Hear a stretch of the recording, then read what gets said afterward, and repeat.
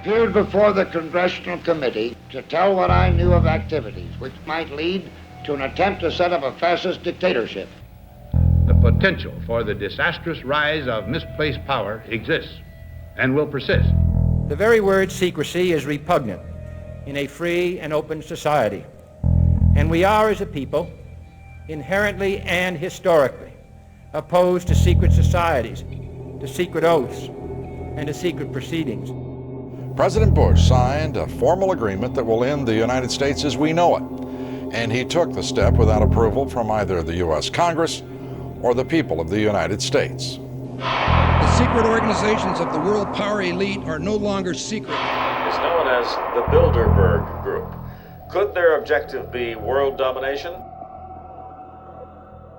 I'm Jim Tucker. I've chased Bilderberg for 30 years. I'll never give up the chase. Bilderberg plan for the whole world is nothing less than world government. I'm not comfortable with that at all. Who elected these guys to run the planet? They are the elitists. They feel they should run the world for their own selfish interests. Now we can see a new world coming into view.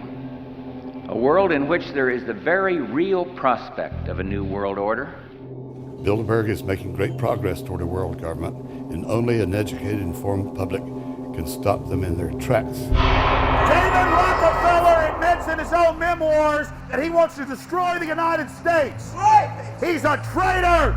It's good to be back at the Council on Foreign Relations. As Pete mentioned, I've been a member for a long time and was actually a director for some period of time.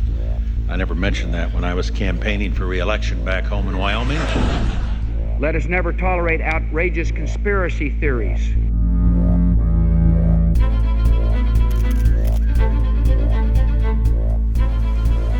I need you to move off the property, please. Some shots were fired.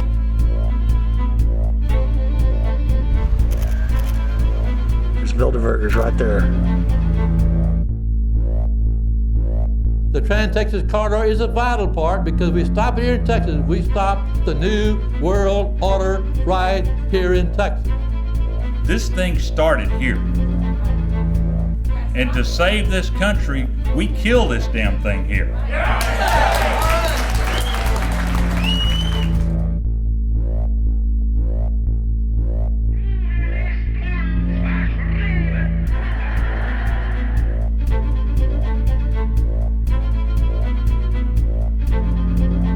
There is a chance for the President of the United States to carry out a phrase his father used, and that is a new world order. Your new world order will fall. Humanity will defeat you. The answer to 1984 is 1776.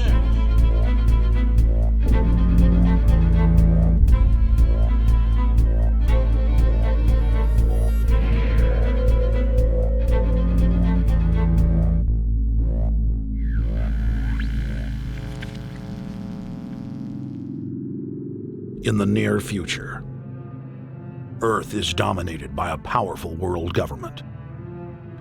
Once free nations are slaves to the will of a tiny elite. The dawn of a new dark age is upon mankind. Countries are a thing of the past.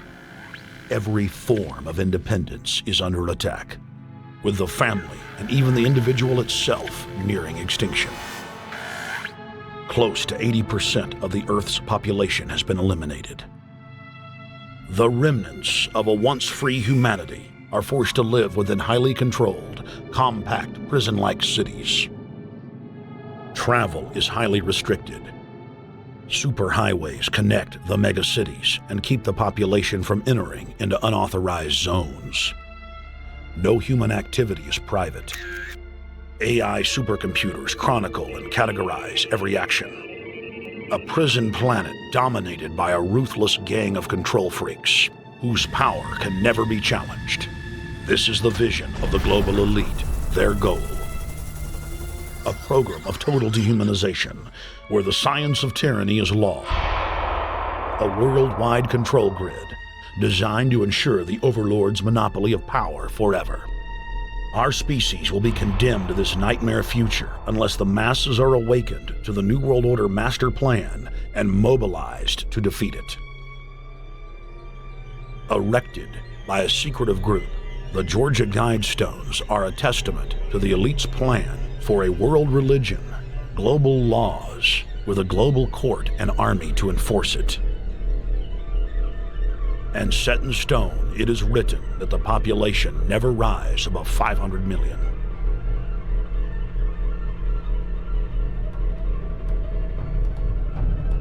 In this film, you will learn how our world is truly governed.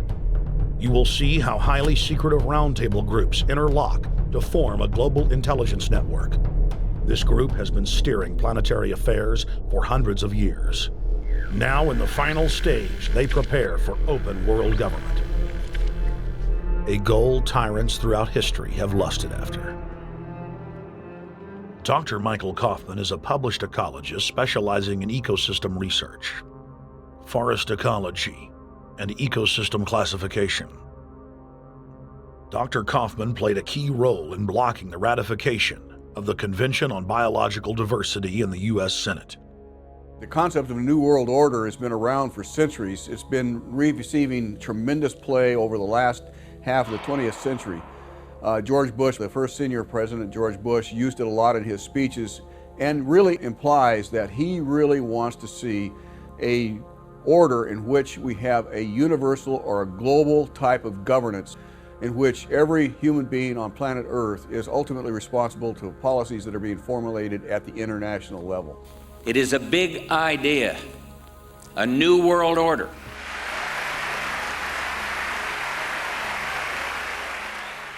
President Bush said that the New World Order was in tune, and that's what they were working for. The UN is part of that government. They're working right now very significantly for a North American Union. That's why there's a lot of people in Washington that don't care too much about our borders.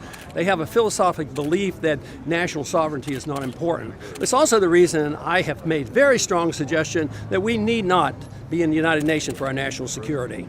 It's really always the same. You go back throughout all of history, the Roman Empire, the Soviet Union, Hitler during the Nazism was always saying that it's going to create the utopia for the average person, when in fact, history always shows that it does exactly the opposite. Conquest and empire is as old as civilization. Babylon, Egypt, and Greece. They all built empires in an attempt to rule the world. The Roman system at its peak dominated the known world. Complex governmental systems were developed to control diverse populations. During the period between the 15th and 19th century, new empires emerged and again waged war for supremacy. The nobility, as well as the thriving merchant class, were financed by a handful of private banks. Many of the great money houses would hedge their bets and finance both sides of a war. Sophisticated intelligence-gathering networks gave the financiers a clear edge over the governments they were slowly gaining control of. On the 18th of June, 1815, agents of the British arm of the Rothschild family looked on as Emperor Napoleon Bonaparte fought desperately to save his army from the jaws of a British-Prussian pincer attack. A Rothschild agent was able to get the news of Napoleon's defeat at the hands of Lord Wellington to Nathan Rothschild, a full 20 hours before the news reached London. Nathan, the head of the British arm of the Rothschild family, put out the rumor to the London Stock Exchange that Napoleon had won the war. Stocks plunged by 98%, and Rothschild was then able to buy up the entire British economy for pennies on the pound. When the news of Napoleon's defeat finally arrived, stocks soared. Britain was now the undisputed ruler of Europe, and Rothschild ruled England. The already dominant British Empire grew even more aggressive. Her troops and bureaucracy spread across the globe.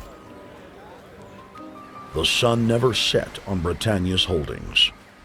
The banking cartel funded, in fact, since about 1800, they have funded both sides of almost every war. And of course, they're getting the interest off of the loans that they've given the various governments and the wars that they have actually helped stimulate and create. By 1900, Germany was a rising force and a leader of the Industrial Revolution. World War I, for instance, there was absolutely no reason to have World War I, except that it was an ideal opportunity for the banking cartel to make a pile of money by funding both sides of that particular war. On June 28, 1914, the heir to the Austrian-Hungarian throne, Archduke Franz Ferdinand, was assassinated while traveling in a motorcade.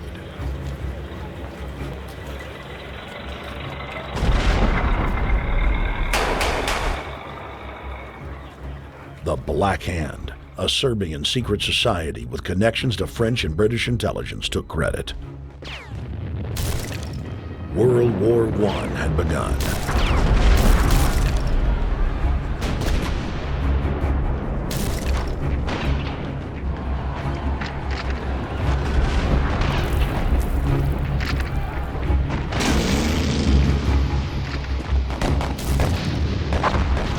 Armaments companies financed by Rothschild-controlled banks in Germany, France, England, and Austria bankrolled all the factions.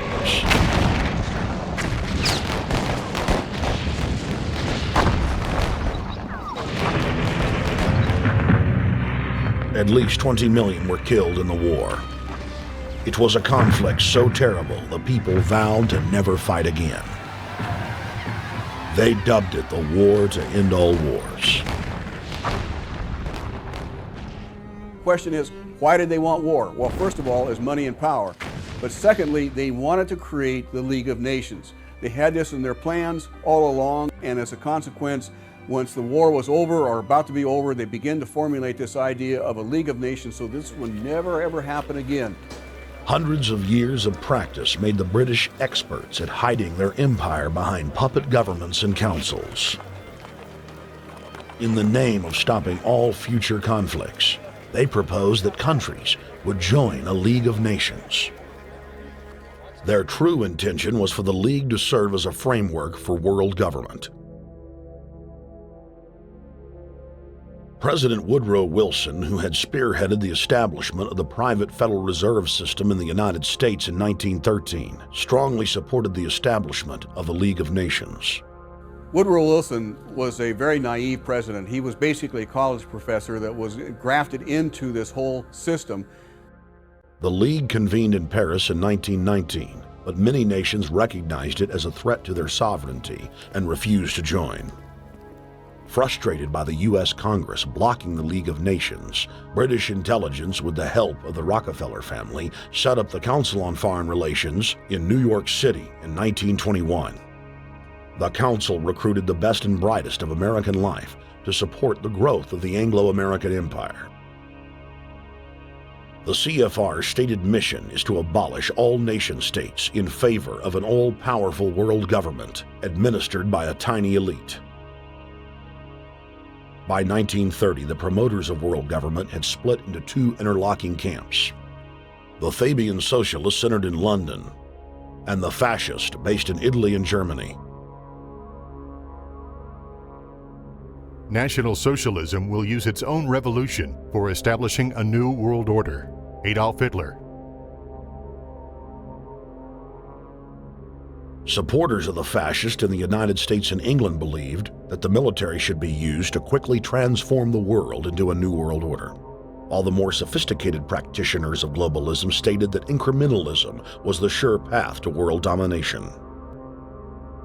Congressional Medal of Honor winner Major General Smedley Butler went public in 1934, exposing an attempt by the robber barons to launch a military overthrow of the United States. The war hero testified to the McCormick-Dickstein Committee in Congress that some of the most powerful men in America had tried to recruit him to lead a military coup so they could set up National Socialism in the United States.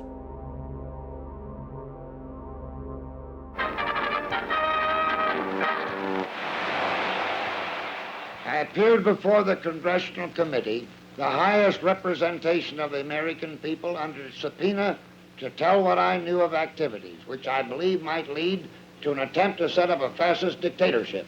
I was supposed to lead an organization of 500,000 men, which would be able to take over the functions of government. The fascist had also made deep inroads in England. Edward VIII, King of England, was forced to abdicate the throne because of his public support for Hitler. Das ist sich dabei nicht nur das negative Problem der Bekämpfung dieser Lehre und ihrer Organisation handelt, sondern die Durchführung der positiven Aufgabe der Gewinnung des deutschen Arbeiters für den nationalen Staat.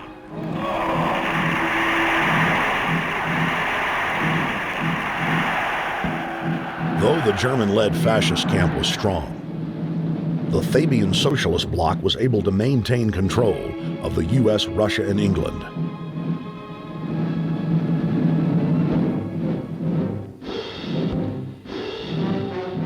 In the build-up to World War II, and during the conflict, the bankers again financed both sides, just as they had done with Napoleon.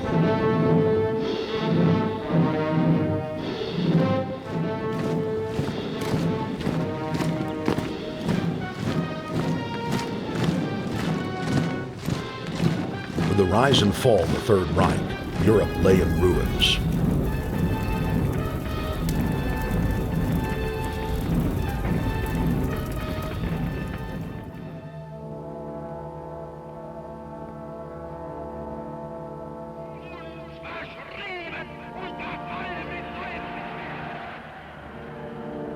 Once again, the elite claimed that only global governance could save humanity from certain destruction. And this time, the elite would succeed in setting up their world body.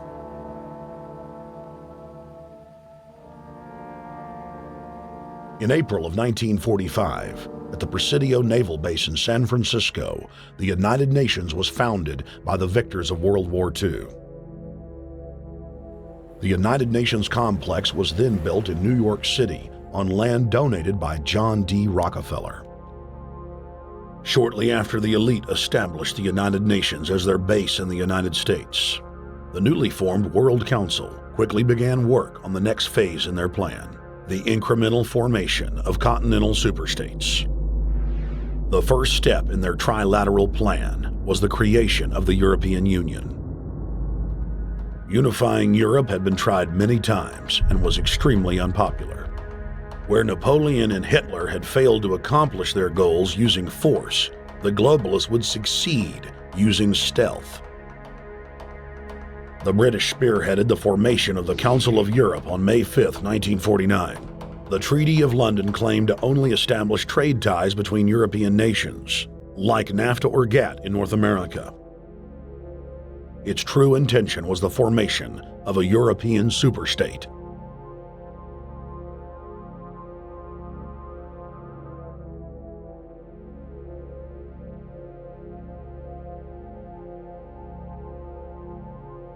In 1954, the elite of the planet met in secret at the Bilderberg Hotel in Oosterbeek, Holland. The Bilderberg Group would later admit that their mission was the formation of the EU. Once the EU was established, under the guise of trade deals, a North American Union and Asian Union would be formed. The three interlocking superstates formed the core of the global government, while the United Nations would serve as a world regulatory and enforcement body over the Third World subregions. The Bilderberg Group consists of the heads of all of the managing roundtable groups that steer individual countries. Picture the elite power structure of the world as a giant pyramid, with only the elite of the elite at the tip-top of the capstone. The group has been so secretive that until the mid-1980s, the controlled corporate media denied its existence. Into the late 1990s, coverage only consisted of rare one-line mentions.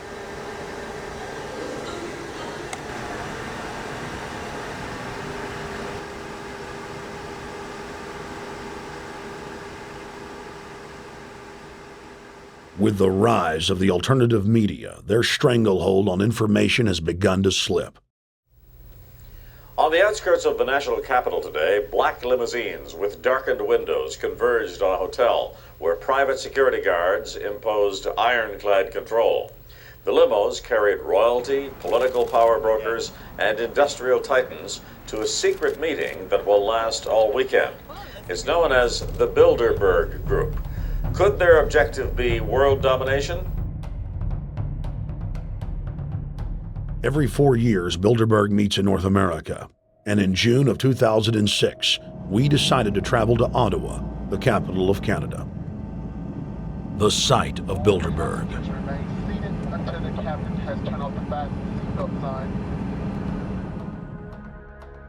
In Bilderberg's long history, many reporters attempting to cover the group have been harassed, detained, and even jailed.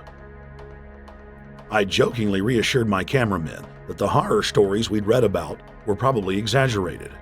I was wrong. We know reporters get detained at airports, people aren't let in. We know people get sent to the jailhouse for 3 or 4 hours. It happens every time. Well, it happened to Alex Jones this time. They admitted Bilderberg that they've had pressure put on them by the government to heighten security, and that's why all this happened. Yes, I was told that by 2 separate people. They scoured our records for hours yesterday and hours today, trying to find something on us, and of course there was nothing.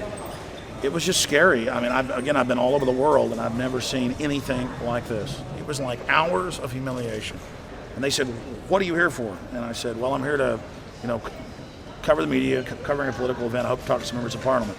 I was answering all the questions. It was clear I wasn't a threat. It was clear I didn't have any criminal record. It was clear I was press. It was clear I was coming to interview people. They were going to deny me. They told me earlier that I was probably going to be denied, and then you guys showed up, and everything changed. So what's your plan now? My plan is to go out and try to interview Jim Tucker, try to go down to the Bilderberg Group and maybe catch some of them still arriving, and try to still make a documentary.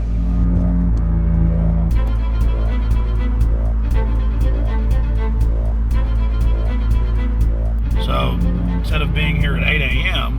in the morning when the Bilderberg Group attendees, the 100 elite of the planet, start showing up, we're going to be getting here about 3:30 or so, and we'll see if we can catch any of the elites coming in.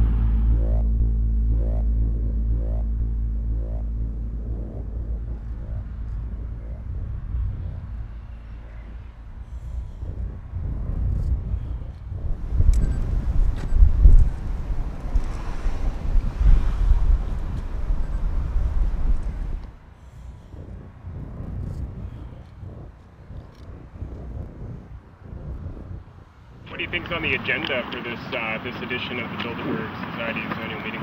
They're debating the attack on Iran. They're talking about how to take out Hugo Chavez. They're talking about how to get their American Union in that destroys Canadian, U.S., and Mexican sovereignty.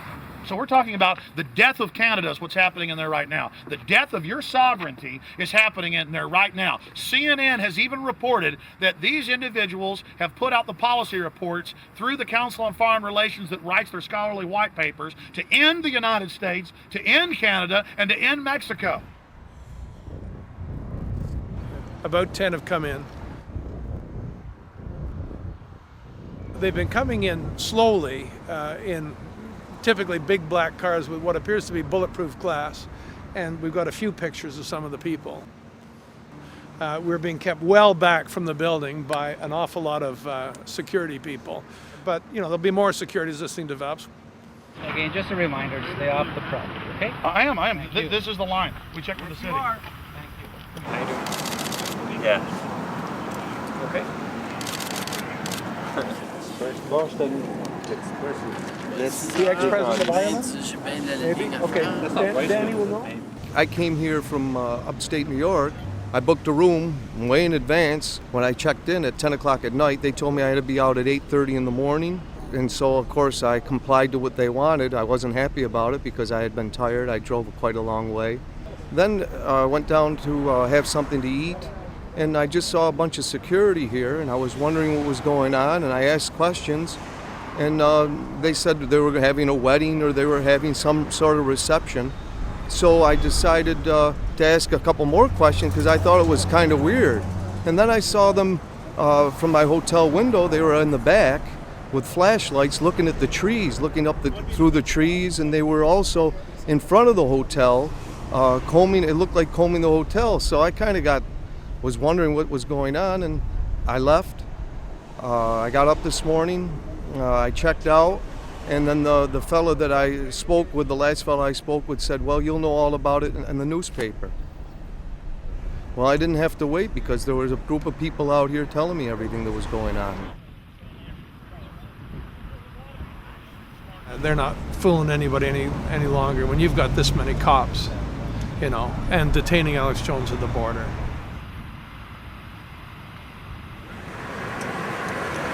Get them on both sides. Yeah, you crook. Yeah, you're gonna go to jail like Ken Lay. Oh yeah, there's one right there. Hi. Hey, we're not your property. We're not your slaves. We're gonna defeat the New World Order. The New World Order is gonna be defeated. You realize that? I'm glad you do. Always does throughout history.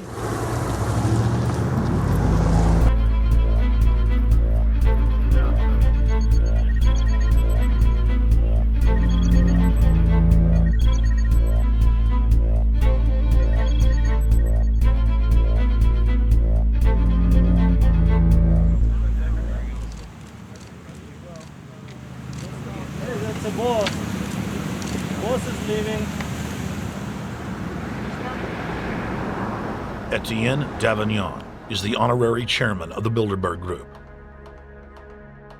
as well as the head of its steering committee.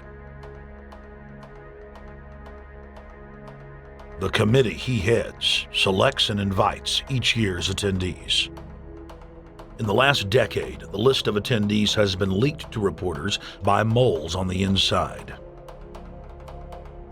Veteran newspaper reporter Jim Tucker has been covering the Bilderberg meetings for over 30 years and has physically attended more than 20. We traveled back to our hotel to see if Jim Tucker received the 2006 list. First heard about Bilderberg in 1975, and I said, I don't believe it. That's not possible. Who in hell's Bilderberg? I spent 20 happy years with metropolitan newspapers. All the wires are clicking at my ear. That could not happen without me knowing about it. And the thing that first impressed me most was columns in 1957 by the late, great Westbrook Pegler, widely syndicated columnist. He wrote 2 lengthy columns about how approximately 100 leaders of international finance, heads of state, high public officials were meeting behind armed guards and closed doors on Jekyll Island, sealed off. What are these powerful internationalists doing? And why is it so secret? Why do they have armed guards outside? Why is it sealed off? The newspapers totally ignore it. Not a word. Total blackout in the United States. Since then, I've never stopped pursuing Bilderberg or the whole international gangster organization led by Rockefellers and Rothschilds, as they manipulate the world for their own selfish interest.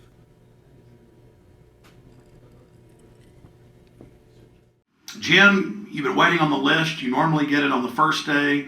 You haven't gotten it. We're told it might come in today. How important is that list? It's absolutely essential, although identifying people outside, as we always do, is important too, to find out who is not on their own list. In recent years, someone from Europe has sent a machine copy with a letterhead and so forth without identifying himself. So far, I haven't heard from him.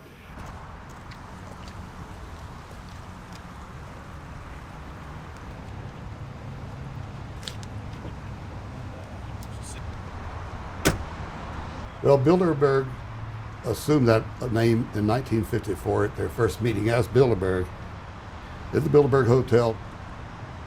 It's a little bit like Shakespeare's As You Like It. They say to Shakespeare, what do you want to call this book? And he says, As You Like It, meaning whatever you want to call it. And they thought it was dictation, so one of his plays is called As You Like It, and the title has nothing to do with the play. So that's how the Bilderberg came by their name. Now, they had been meeting for half a century. The moneyed class had been meeting But they decide they have to meet systematically every year, well planned in advance, in addition to maybe other smaller meetings throughout the year. Sure this is the right turn, Jim? No. Let's see if you can start.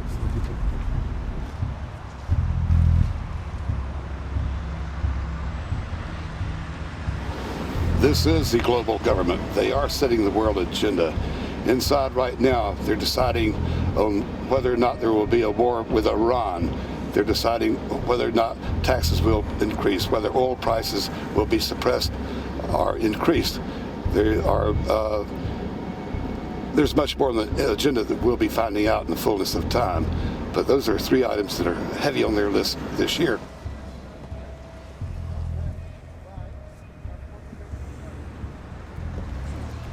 This is Jim Tucker, ladies and gentlemen. 27 years covering these crooks. Mr. Tucker, pleasure to meet The you. media said he was crazy, it didn't exist. Now we forced him. 120 of the world's most powerful men, heads of state from Europe, high officials of the United States government, Treasury, White House, state, defense. They're setting the world agenda now. The reason they want secrecy is because they're doing evil. Evil is done under the cover of darkness. Good works are done in the sunshine.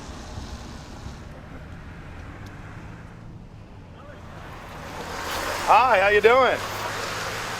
Good. Get off the property, please. Well, Jim had some questions for you. I need you to move off the property, please. Okay. Private property. Sure. It's a public sidewalk. Oh, yeah, we are cooperating. Thank you. Right onto the sidewalk. Yeah, there's no implication that we aren't Right cooperating. onto the sidewalk and stay there, please. Sure, yeah, thank you. Great. Jim has some questions for you.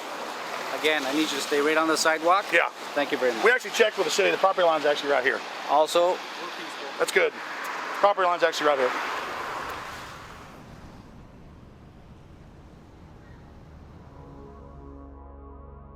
We are on the verge of a global transformation.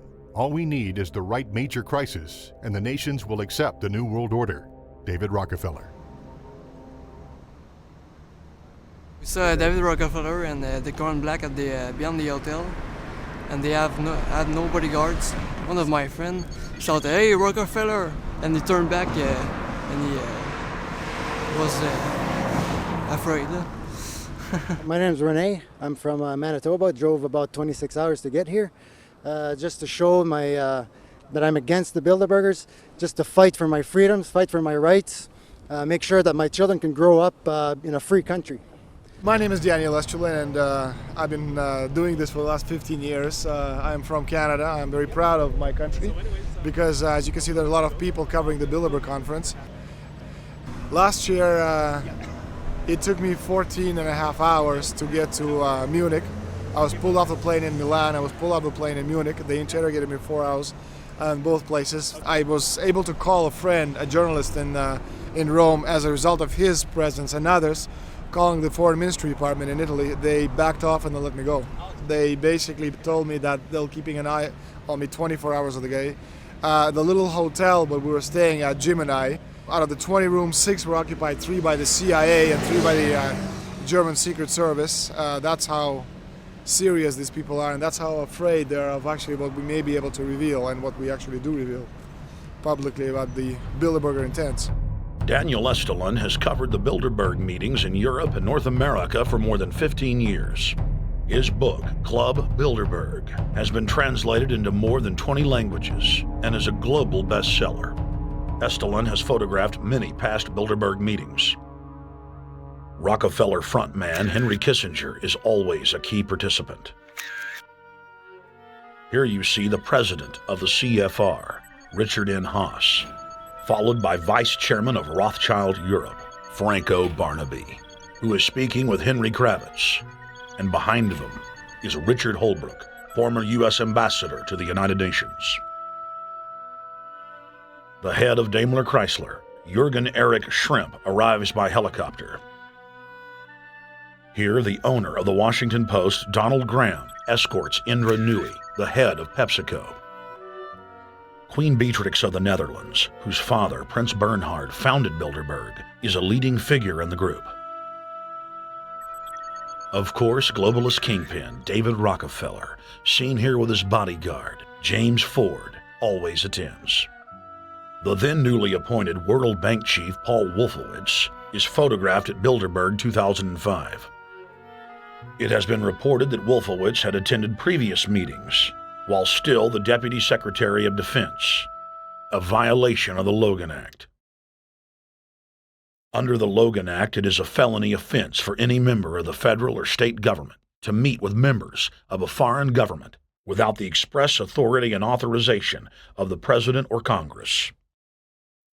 Put simply, it is illegal for members of the government to meet secretly behind closed doors with foreign power brokers due to the problems of corruption and espionage that it breeds. For this reason, many prominent politicians attend, but their names do not appear on the official list. Despite the Logan Act, the governor of New York's name, George Pataki, does appear on the list, and we were able to catch the governor on tape walking with David Rockefeller at Brook Street. Multiple staff members inside Brook Street reported to us that Hillary Clinton attended for half a day. Several armored limos with diplomatic plates did arrive with police escorts and offloaded their passengers in the underground parking garage out of the sight of the press. Former World Bank President James Wolfenson sardonically stared at our cameras.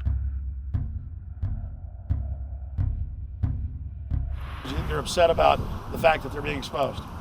Well, I'm sure they are. I mean, look at the tinted windows. They don't want to be seen. They don't want even anybody to know they're here. So I'm sure they're ticked, and that's why we're here to try to expose them. Do you think that they were angry that they were on the front page of the local paper today? You think they're in there reading it right now, Jim? Yes, but I don't think they're happy about it. They prefer nothing at all, no publicity. They prefer absolute secrecy. Yeah, you better look away. We're not your slaves. You don't own me.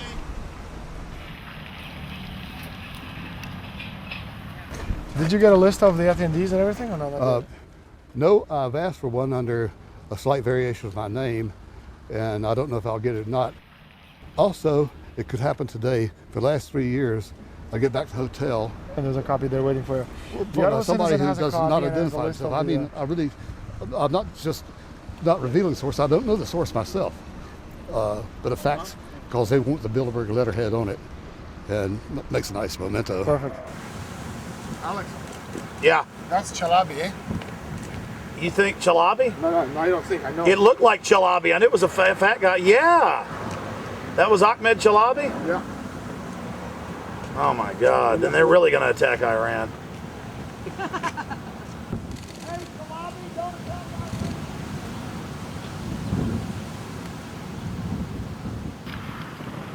I've seen this guy around a lot. This guy is too president. It's S. Scandinavian. Adrian Woolwich. Maria Monti. Over the last couple of years, they've been reeling with the amount of leakage that they've been experiencing, so it's getting harder and harder. But again, it will never get too hard for us because of the sources that we have inside are top-notch sources. People who are actually working for them, the Secret Service, the second layer, people in the Bilderbergers, the clerks, the administrative office, they're there. They are our eyes and ears, and every time there's something out, we always get the information. That's Francisco Pinto Balsamao. I think that's the Queen. It's the Queen. Oh my God, you can't kiss her hair. You see her? Yes. Oh my God. The Queen of Holland. What usually happens, the Secret Service guys who are protecting the Bilderberg delegates, the staff, the cooks, the chefs, when they actually get to see and to hear what some of these nasty people are talking about, they're the first ones to look for us and the first ones to make sure that we get the information from the meeting. We're very rigorous with information that does come out. We double, triple, and quadruple confirm the sources, make sure that all the information checks out. A lot of the stuff, the Bilderbergers have planted information, make sure that this disinformation nullifies the accuracy of the reporting, which is why we never publish the first thing we hear.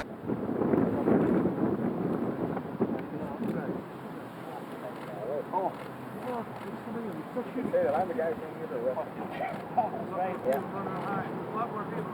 That looks like Rockefeller.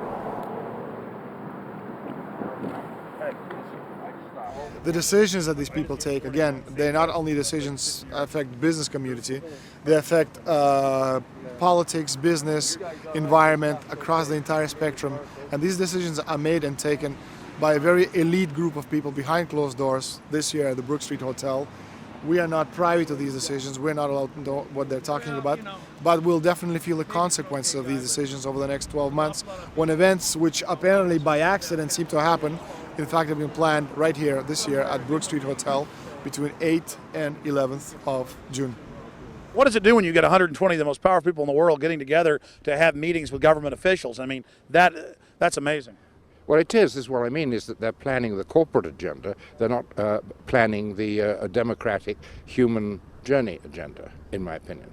Mussolini had a definition, is when the interests of the corporation take completely over from all other interests, and that's fascism.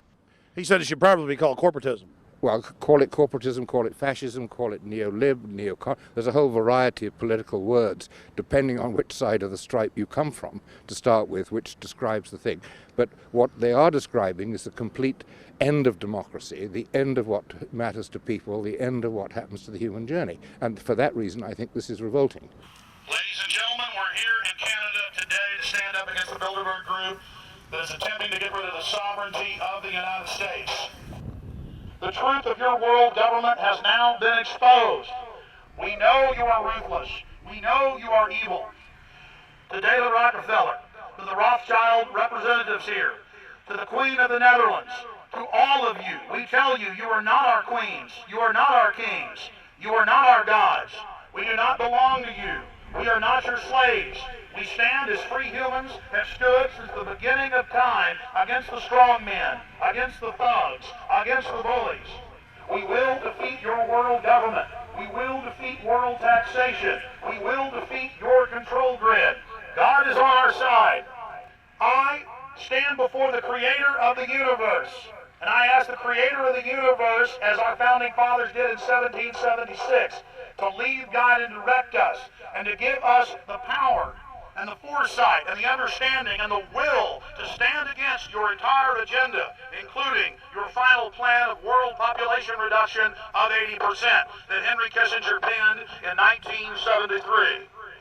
Why do you put mercury in the vaccines, sodium fluoride in the water? Why? Why do you put cancer viruses in the vaccines? Why have you used depleted uranium now in 4 separate nations? You're arrogant. You have the sickness that elites have had throughout history in their literal and, in some cases, figurative ivory towers. You believe that you're invincible. You will and you are failing now. Your New World Order will fall. Humanity will defeat you. The answer to 1984 is 1776.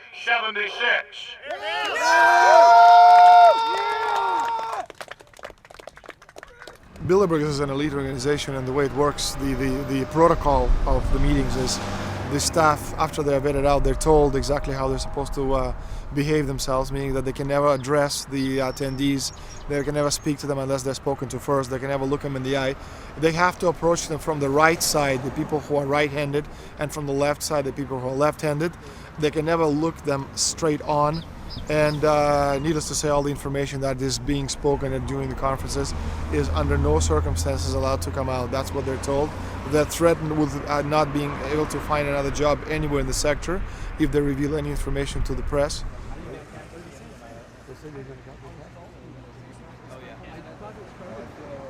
Richard Holbrooke? Ambassador Richard Holbrooke thought the peasantry wouldn't recognize him if he took a stroll off the grounds of Brook Street.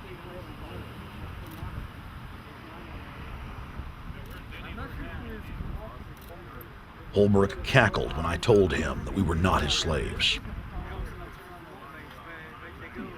Holbrooke, we're not your slaves, Holbrooke. We're not your slaves.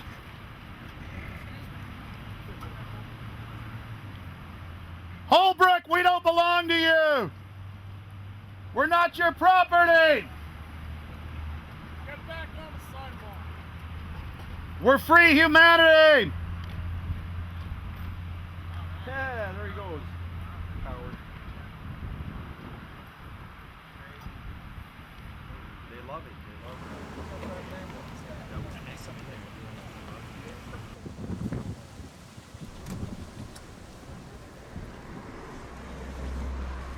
Okay, we're going to be going around the back here, guys. Hey guys, how you doing?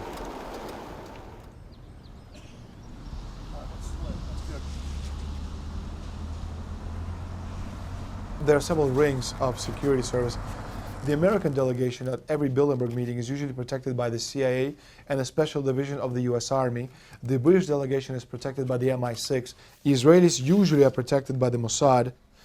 The Ottawa police, in this case, working for the security, they have very little, actually they don't have any information at all on what the meeting is about. They didn't know who the Bilderbergs are. Then there's an elite private firm protecting the perimeter, doing all the dirty work, such as shooing off the photographers and bothering the protesters. But you know, that's like piddly stuff. All the heavy stuff is done by the security service, such as the CIA, MI6. Some years ago, my legs were a little bit stronger than they are now, and I'd crept over a fence under cover of darkness and approached.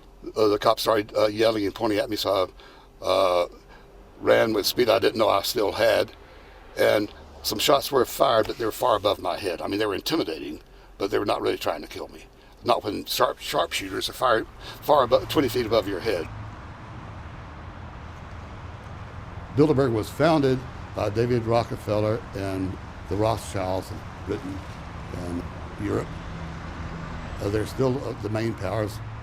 Baron Evelyn D. Rothschild, a male, attended for many years. Rothschild is still represented. You'll see them on the list of participants.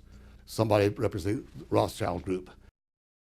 They are the main powers behind Bilderberg. The Dutch Shell is part of the Queen's fortune. Of course, the Rockefellers have always had heavy oil interests. That was the original source of their old money from the old man. Jim just got the official Bilderberg letterhead list from his mole inside the Bilderberg group. Let's go look at it. Wall Street Journal.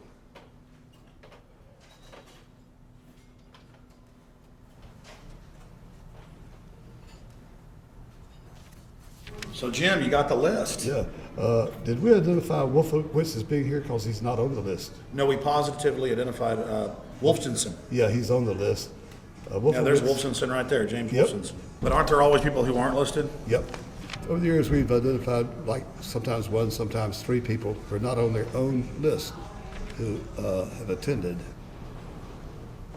Now, I think what is very difficult for most people to understand is how such a small group of 125 men and a few women control a population base of 6 billion people. Actually, it's much easier than you think. These people work on what I call systemic methodology, meaning that you take a pie, just imagine you take an apple pie and you slice this apple pie into lots of very small pieces, and you put in front of each one of these pieces your men or women of trust. And by controlling this individual, you control an entire organization. For example, if you take Paul Wolfowitz, who runs the World Bank, through him you can control the entire organization. You don't need to control what the dishwasher or the toilet cleaner thinks or does or believes in. You just need to control what he does and what he believes in, and what he does will permeate the entire organization. And that's how you control, with very, very small power base, an entire global population of 6 billion people. Bilderberg is making great progress toward a world government. They have created a superstate in Europe called the European Union. They are intent on creating a Western Hemisphere Union called the American Union. NAFTA is to be expanded into every country in this hemisphere. As NAFTA expands, it will take on the role of the American Union. And only an educated, informed public can stop them in their tracks. We went into downtown Ottawa and talked to locals to learn if they were aware of the elite meeting in their city.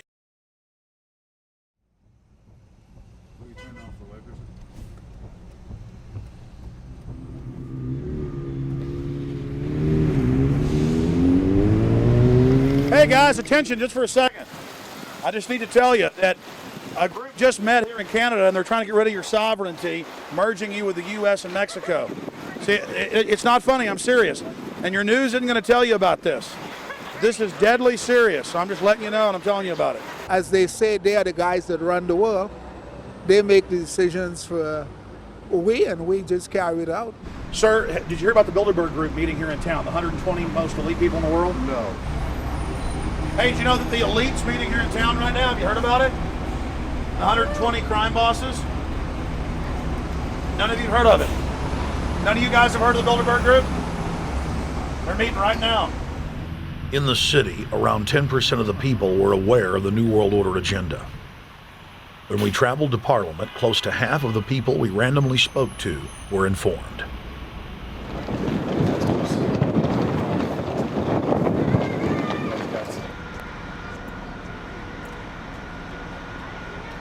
Ma'am, what did you say about the American Union? It's going to end up happening. We don't want it, but it's going to happen. Why do you think? Because the Bilderberg Group runs the world. You have the Trilateral Commission that's also part of the Bilderberg, which is the United States, Europe, and Asia. But most of this is public knowledge. Nobody wants to believe that there are conspiracies, that world leaders are already elected before they're voted on. So here we know that Bernard Lord is part of the outer circle. I was surprised to read that Harper addressed the group in 2003 because my understanding was nobody gets into politics without becoming part of the Bilderberg Group. And then you find out afterwards that that is the case, that they have... Well, Bill Clinton went there in 91, George Bush Sr. back in like 85. And Blair, same thing.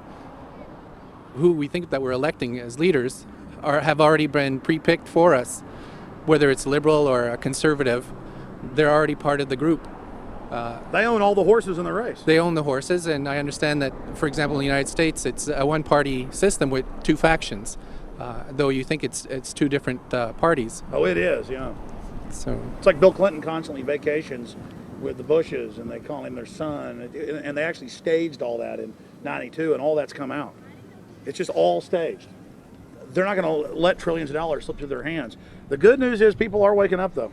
When you read human history, when you study it, all you see is elites trying to dominate, subterfuge, Machiavellian backstabbing, and somehow in the last 50 years they convinced Westerners that the government's fine, can do no wrong, trust them. How did this happen? It's easy to lead sheep. I mean, people just follow. They don't want to believe these things will happen. No way, we'll just follow along with the norm. That's all. It's just makes it easier for everyone. What's your view on losing Canada's sovereignty? I like this country to stay as it is, and I love the United States to be there. Back in Austin, the capital of Texas, the public was frighteningly unaware of the nation's peril.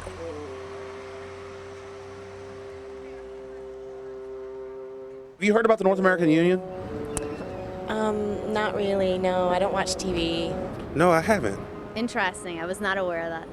I don't know exactly what you mean, so. I don't think there's going to be a merger of the three nations. No, I have not. No.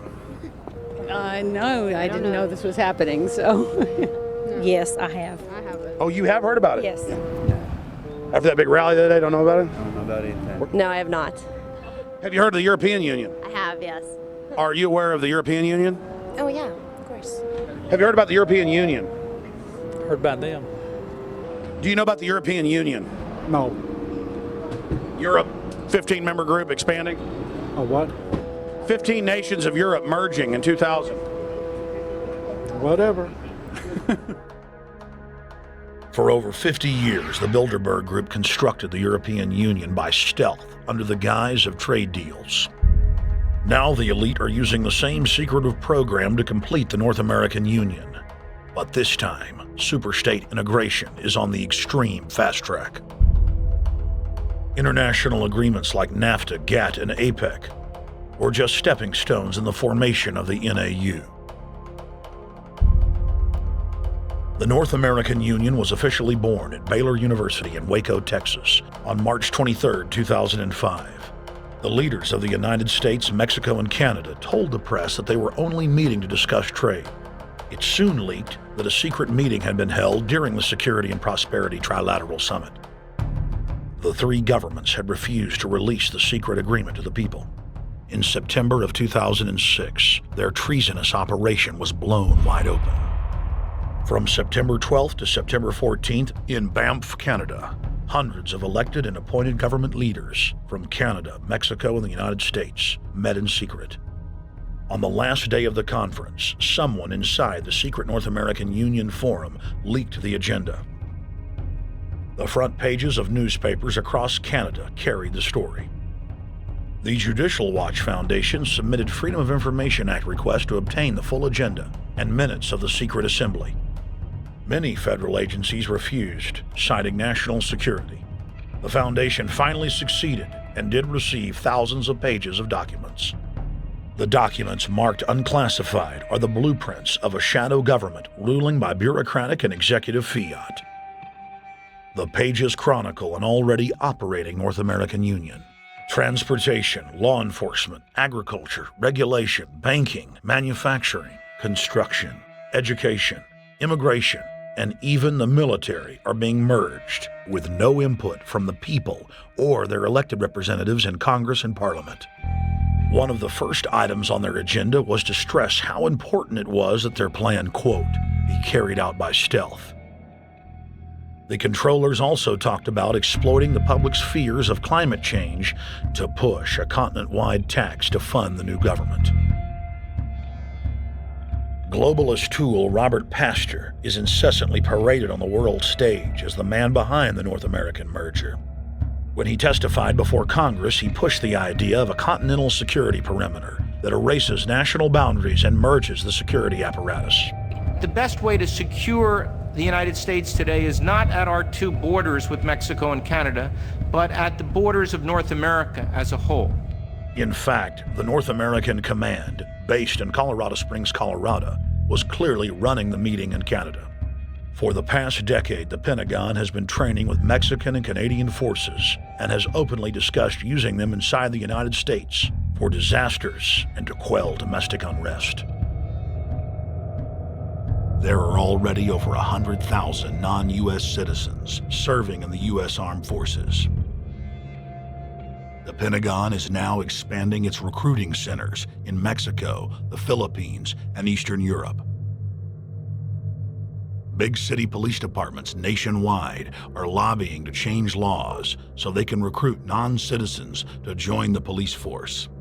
What we are witnessing is a Red Dawn scenario in slow motion. Tyrants throughout history have brought in foreigners to oppress their domestic populations.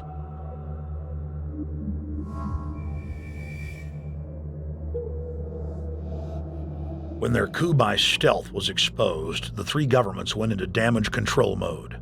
The Security and Prosperity Partnership quickly staged a show summit that was held in Ottawa, Canada in February of 2007. It is the only way that we can achieve security and prosperity for our people is through this cooperation. We actually occupy one physical space, the North America. We've also had a chance as foreign ministers to talk about how we cooperate in the region and indeed in the world.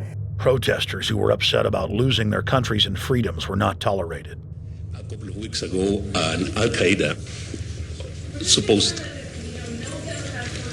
Whatsoever, the Security and Prosperity Partnership has been signed without any sort of parliamentary debate. Globalist publications have been open with their frustration that the population has not bought their latest PR stunt. As integration inside the European and American unions accelerates, the superstates themselves are being merged. On April 30th, 2007, a summit was held at the White House. The Security and Prosperity Partnership's secretive approach had alarmed the public. So this time, President Bush, German Chancellor Merkel, and EU Commission President Barroso hid their treachery in plain sight. Thank the Chancellor and Josie very much for the transatlantic economic integration plan. And for that too, we need to develop a common market, common standards. So this is indeed a very important agreement, An agreement that also brings with it a transatlantic economic council to be a permanent body with senior people on both sides of the Atlantic that will look at all those issues in a concrete manner, in which way we can make it move forward. The BBC reported that the US and EU had agreed on a single market. By announcing a new economic community integration, they were simply repeating what had been done in America and the EU on a larger scale. The accord states that the two blocs will aggressively push regulatory convergence in more than 35 areas, from financial services, intellectual property, military, education, mergers and acquisitions. They also agreed to jointly push a global carbon tax. We recognize that we have a problem with greenhouse gases. We agree there is a global threat, it's a serious threat. We agree there is the need to establish a limit to greenhouse gases. We need to discuss the possible pricing of CO2. How can we translate this into a market economic compatible scheme? We have agreed to establish a high-level group, a forum. This EU-US result is translated into the G8, debated together with the outreach countries, China, South Africa, Brazil, among others, and India. A global solution to a global problem. If Bilderberg succeeds, America falls. All the victimized countries lose their sovereignty. Bilderberg is not a person, it's not an idea, it's an ideal, a very powerful group of people working together and from the positions of ultimate and absolute power, destroying every constitution on earth, no matter how powerful the constitution of the nation is. That's what these people do. The African Union arose out of the African Economic Community, set up in the early 1980s. The African Union is financed by a consortium of international bodies, governments, and corporations.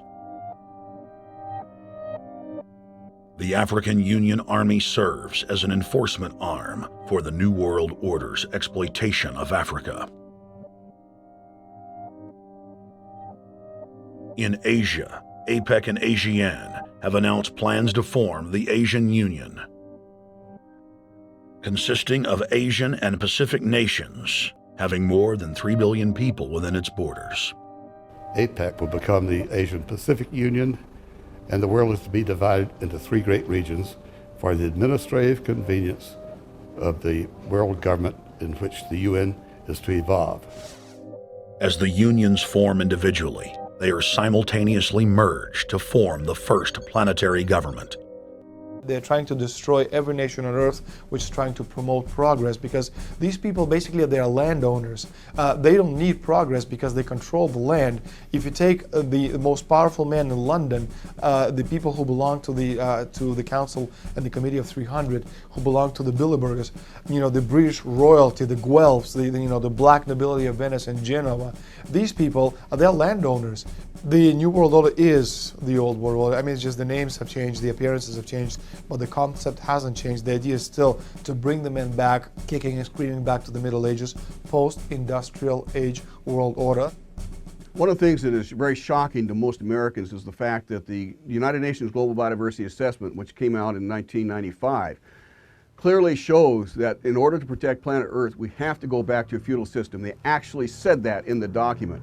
To craft a modern feudal society, the globalists are implementing a standardized North American Union ID card to track, trace, and control their serfs as they travel throughout the 3 regions of the NAU. Building on the massive displacement of humanity caused by globalization, the New World Order is rapidly constructing the physical infrastructure of the North American Union, the NAFTA Superhighway Control Grid. I'm Arthur Peterson, Colonel retired in the Army. I see things today that are happening that would make my friend who died in World War II turned over in their grave. To think that people would even consider confiscating land of farmers and ranchers and taking their homes away from them to turn it over to a foreign company in Spain, which was controlled by Don Carlos, I understand, a notorious socialist, and they get the tolls on Texas land for 50 years. The proposed Trans-Texas corridor would be a patchwork of superhighways and railroads stretching 4,000 miles from the border of Mexico, cutting through Texas to Oklahoma. A lease has been signed that would make Texas Highway 121 a toll road. A private Spanish company won the bid to build and collect the tolls for the next 50 years. These deals with private companies are being negotiated largely in secret, and many state lawmakers are worried taxpayers are being sold down the road. Critics say it's a threat to our national security. It's part of a plan for a North American integration being carried out by government and corporate elites without congressional or voter approval.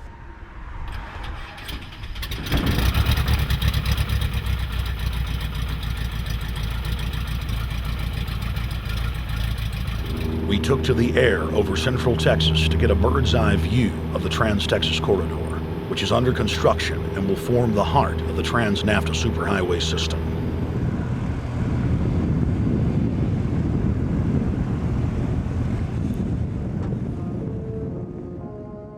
History repeats itself. 2,000 years ago, all roads led to Rome. Rome constructed and maintained more than 10,000 miles of roads throughout its empire. The roads were used to project Roman military power, to control commerce, and to bind the nations and peoples they ruled. Rome also demanded tribute. Roman subjects from Albion to Judea were forced to pay a tax to use the roads. The Romans would then use the tax to dominate their subjects. Today's superhighways are a powerful tool in the globalist arsenal. They are instrumental in tearing down national borders and merging nation-states into larger confederations. Foreign governments and corporations are predatorily seizing infrastructure across North America, but nowhere has their attack been greater than in Texas. Texas is the front line. Over 8,000 miles of existing roads and land are being handed over to government-backed foreign companies. Foreign companies buy the legislators, who then turn over complete control to the same foreigners who finance their campaigns. Government power is then illegally transferred to unelected quasi-governmental regional boards that circumvent local governments and the will of the people.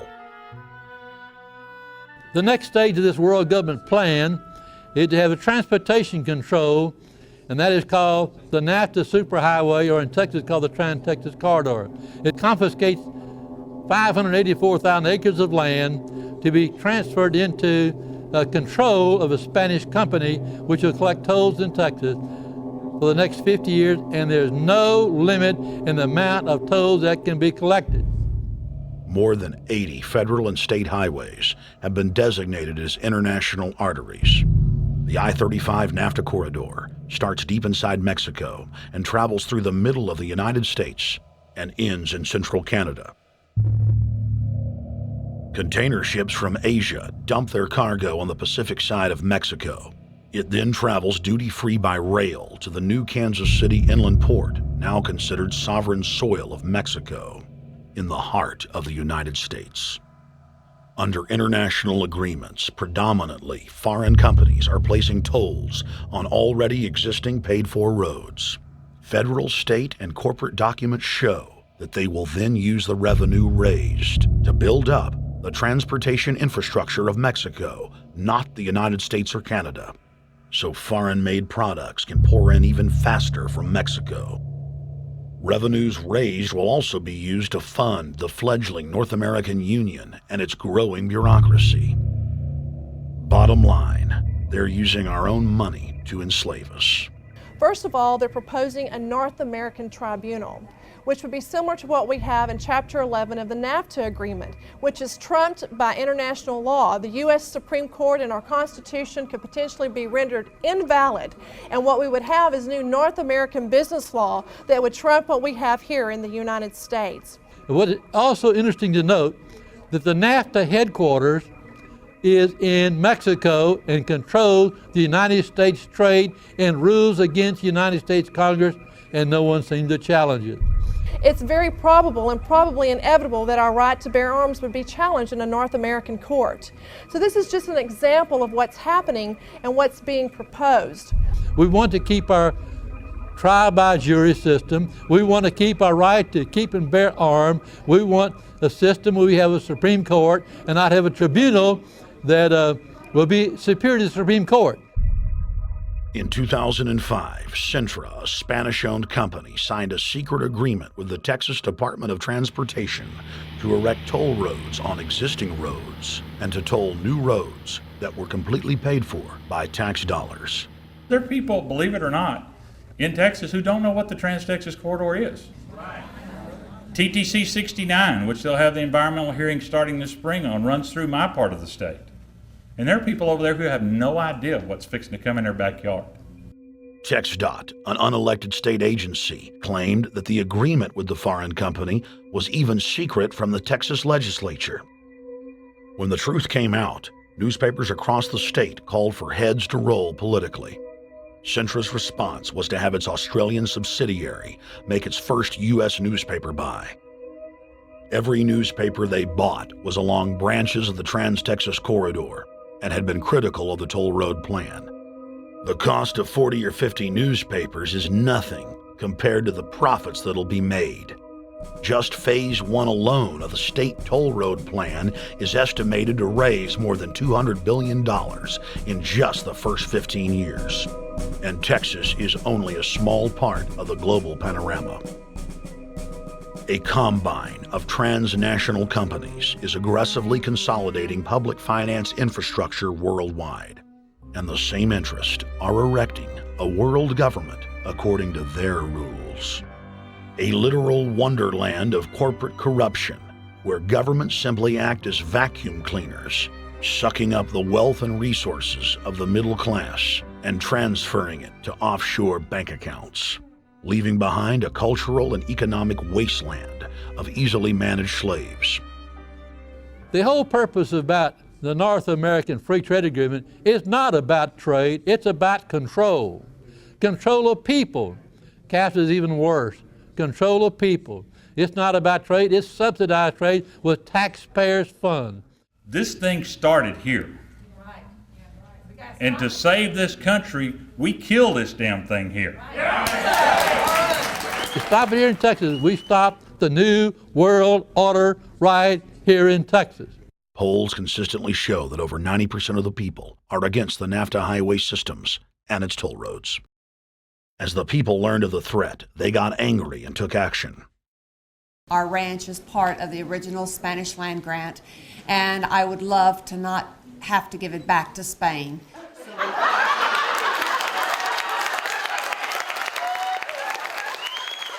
Opponents of a proposed superhighway today held a major protest.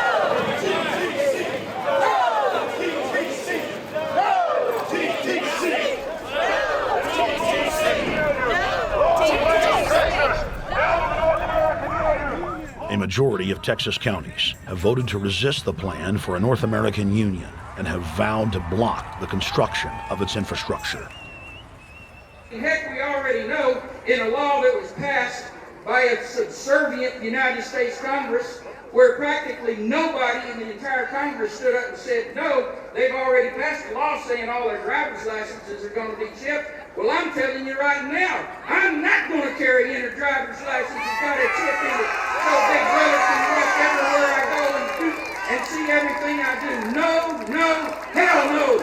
No, all of it. No, no. We, the people, own this plot of ground. We, the people, own those trees there. We, the people, own our beautiful Texas, and we are not going to let a bunch of crooks and robber barons take our beautiful Texas away from us. Hell no! Hell no! No, no, no!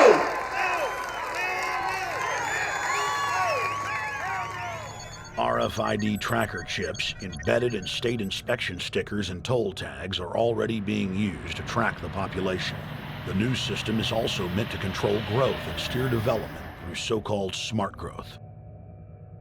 smart growth, which is nothing more than an effort to bring control into the cities. You have the rewilding of America and the Wildlands Project, the Convention on Biological Diversity, which is to control our rural population. Toll roads on interstate highways nationwide are walling off exit ramps to small towns and rural communities, and are creating ghost towns by design. This trend is accelerating under the NAFTA highway system and is meant to rewild more than half the country. All of these things are designed to bring more and more control to bureaucracies rather than to the independent individual, the sovereign individual of this nation. What brought me into this whole discussion was the fact that while I was doing this multi-million-dollar research effort in the 1980s and early 1990s, I became aware of an agenda basically to lock up one half of the United States into wilderness corridors and reserves. What's called the Wildlands Project, but it was also a key cornerstone of the United Nations Convention on Biological Diversity.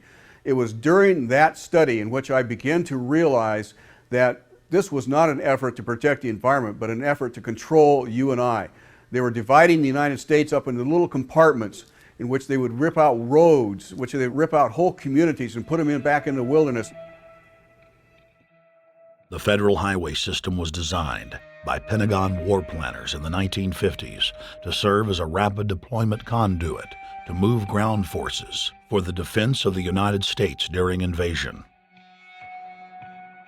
The unconstitutional Northern Command is now using the highway system as a force projection matrix to dominate populations across the United States. Through federally funded emergency command centers, county and city governments are being quietly federalized nationwide. Billions of dollars per city is being spent to install millions of surveillance cameras. Every town and hamlet, no matter how small or remote, is surveilled. License plate reading software tracks Americans' movements wherever they go. New systems are being deployed that scan your face, read your lips, and analyze your walk. Under the treasonous Military Commissions Act, American citizens can be secretly arrested, stripped of citizenship, flown to offshore torture camps, and secretly executed. Under Section 802 of the Patriot Act, all misdemeanors are considered terrorism. Federal police squads, called Viper teams, randomly force Americans to line up and show their papers. From the sidewalks of Miami to the subways of New York to the streets of Houston, Texas, citizens are being searched by heavily armed gangs of paramilitary police.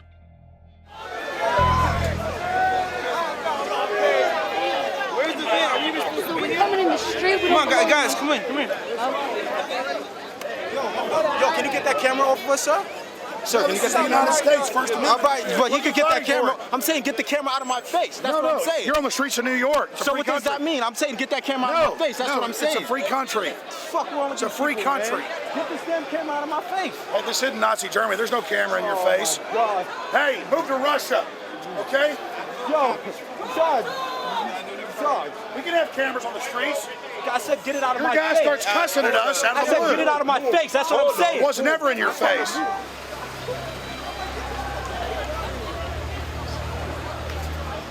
Yo. Long before 9/11, the Pentagon was aggressively violating the federal law that bars the military from policing the American people. Coast to coast, for more than 2 decades, teams of troops would just appear out of nowhere and randomly stop cars and search pedestrians. The acclamation accelerated with regular Army searching bags at the Super Bowl and the Kentucky Derby, as well as other high-profile events. Then President Bush signed a Defense Authorization Act, which radically increased the funding for the already bloated shadow government. In the act, the executive branch formally announced that it was preparing for domestic insurrection and went on to preemptively strip the state governors and legislatures of their powers. The federal government is openly announcing that it is the only authority as it treats the people and the states as enemies. Then on May 9th, 2007, President Bush unlawfully granted himself new powers. and the presidency officially became a fiat dictatorship. In the past, continuity of government has been shared by the legislative, judicial, and executive branches of government. Now, all power resides with the president.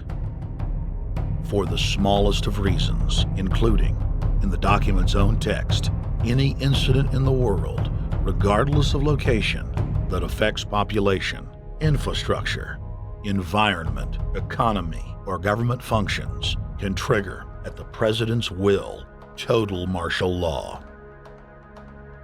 It is important to add that the president is merely a puppet of the global crime syndicate and may not use the new powers, but simply pass them on for use by future puppet administrations.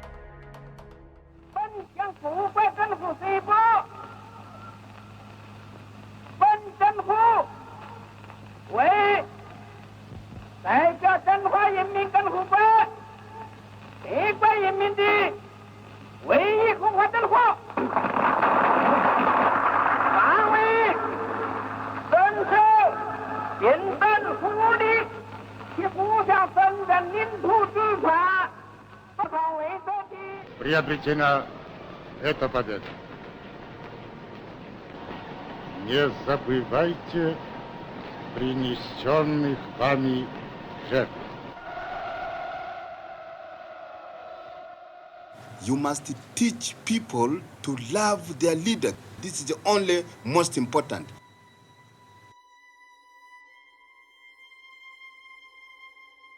Why don't we learn from the mistakes of our ancestors? Why does humankind find itself bound in a cycle of bloodshed and enslavement? Predatory elites have always rationalized their oppression by claiming that they are superior and have the divine right to rule, when all they really are is a gaggle of ruthless psychopaths, parasitically feeding on the host population until their cancerous movement causes the collapse of the host. There have been thousands of tyrannical governments in history, and less than 10 that can truly be called free. In the 20th century alone, over 150 million people were murdered at the hands of the state. In Russia, the Red Terror consumed the lives of more than 60 million men, women, and children. Hitler's war killed 22 million. During Mao Zedong's reign alone, more than 60 million peasant farmers were killed. And the list goes on. 300,000 innocent civilians killed in Guatemala. More than 2 million souls brutally murdered by the government of Cambodia. 1,500,000 killed in Turkey. 300,000 in Uganda. 800,000 plus hacked to death with machetes in Rwanda. Sadly, there are too many examples of innocent families being exterminated by their governments on an industrial scale to name them all. It is a historical fact that the state is the #1 cause of unnatural death. If you take the 150 million people killed by power-mad government in the last century and divide it by 100,000, the number of souls lost would fill the biggest sports stadium, packed with 100,000 screaming fans, 1,500 times over. That's 1,500 sports stadiums, crammed with 100,000 people each, all exterminated.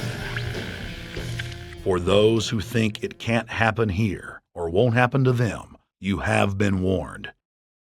The carnage witnessed in the last 100 years was only the preparatory phase of the New World Order's master plan. 少有常识的人都会看出，如果我们的铁骑继续前进，这个螳臂挡车的歹徒难道能够阻挡得了吗？ Hitler and Stalin's crimes are now part of history. But the communist Chinese system of evil is not content with racking up the highest death toll in history. The mass murder and enslavement is still going on today and enjoys the full support and sanction of the New World Order. 摄像机拍下的这个画面，同西方某些国家的宣传恰恰相反。正好说明了我们的军队。 Communist China serves as a globalist laboratory, a proving ground where 1.4 billion people live out their lives as guinea pigs who serve as test subjects for the formulation of the brave new world. U.S. and British forces worked closely with Mao Zedong during World War II, and at the end of the war, they secretly backed Mao in driving out Chiang Kai-shek and the Nationalists. The OSS, and then the CIA, believed that Mao would have a stabilizing effect. Bill Clinton's mentor and Georgetown University political science professor Carroll Quigley explained in his book, Tragedy and Hope, how the Anglo-American Roundtable groups backed every brand of authoritarianism, from communism to fascism, to ensure that a centralized government dominates the population and the economy as planned. The elite are monopoly men. They seek to create monopolies and dominate populations through the barrel of a gun. In their writings, the leadership of the New World Order has continuously heaped praise on the corrupt Communist Chinese model.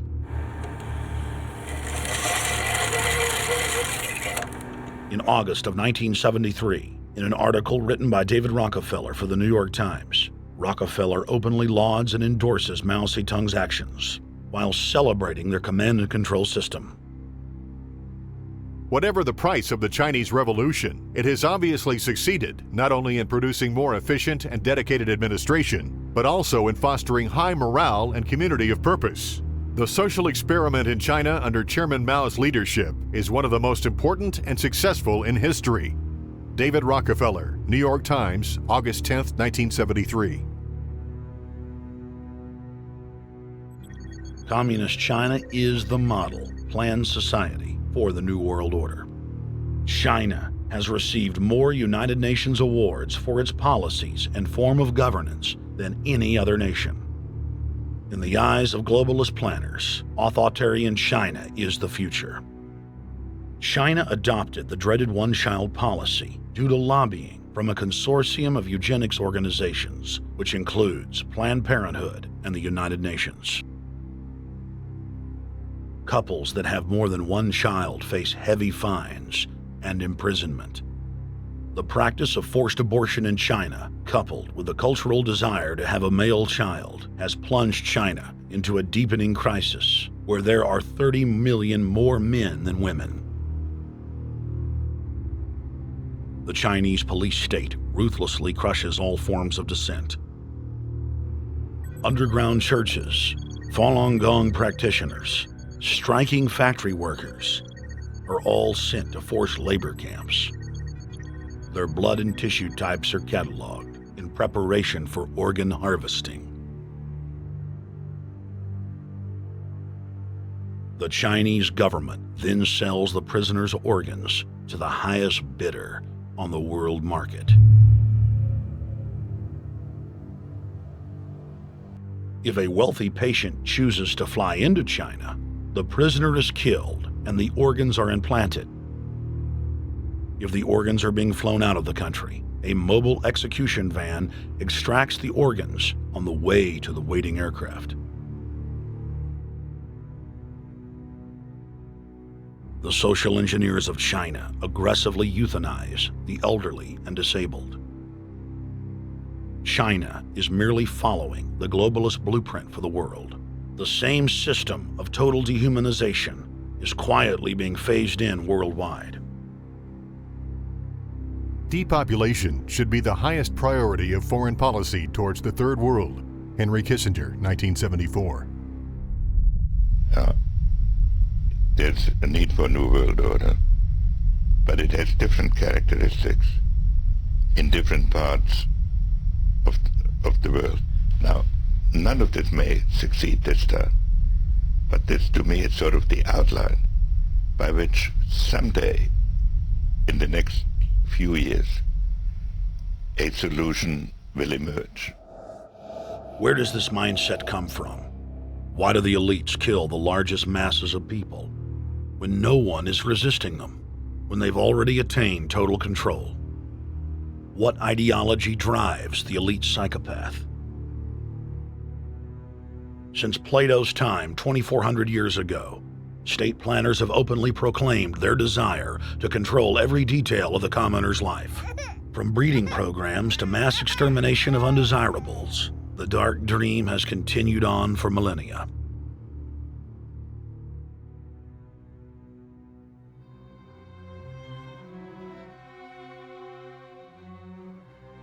The scientific rationale for tyranny has always been attractive to elites because it creates a convenient excuse for treating their fellow man as lower than animals. Robert Thomas Malthus, famous for saying that a mass food collapse would be helpful because it would wipe out the poor. His fictional scenario would later be called a Malthusian catastrophe. Malthus is important because his ideas led to the rise of a new scientific field that would dominate the course of human history for the next 200+ years. Charles Darwin, an admirer of the Malthusian catastrophe model, developed the theory of evolution, its chief tenet being the survival of the fittest. With the help of T.H. Huxley, known as Darwin's bulldog for his strong support of Darwin's theories were pushed into wide acceptance among key scientific circles throughout England and then the world. Darwin's cousin, Francis Galton, credited as the father of eugenics, saw an opportunity to advance mankind by taking the reins of Darwin's evolution theory and applied social principles to develop social Darwinism. The families Darwin, Galton, Huxley, and Wedgwood were so obsessed with their new social design theory that they pledged their families would only breed with each other. They falsely predicted that within only a few generations, they would produce supermen. The emerging pseudoscience was only codifying the practice of inbreeding, already popular within elites for millennia. The Four Families experiment was a disaster. Within only 2 generations of inbreeding, close to 90% of their offspring either died at birth or were seriously mentally or physically handicapped. The moneyed class of the planet, and particularly the royal families of the world, who were already obsessed with breeding and filled with a predatory disdain for the underclass, seized on the new science and began aggressively enforcing its aims worldwide.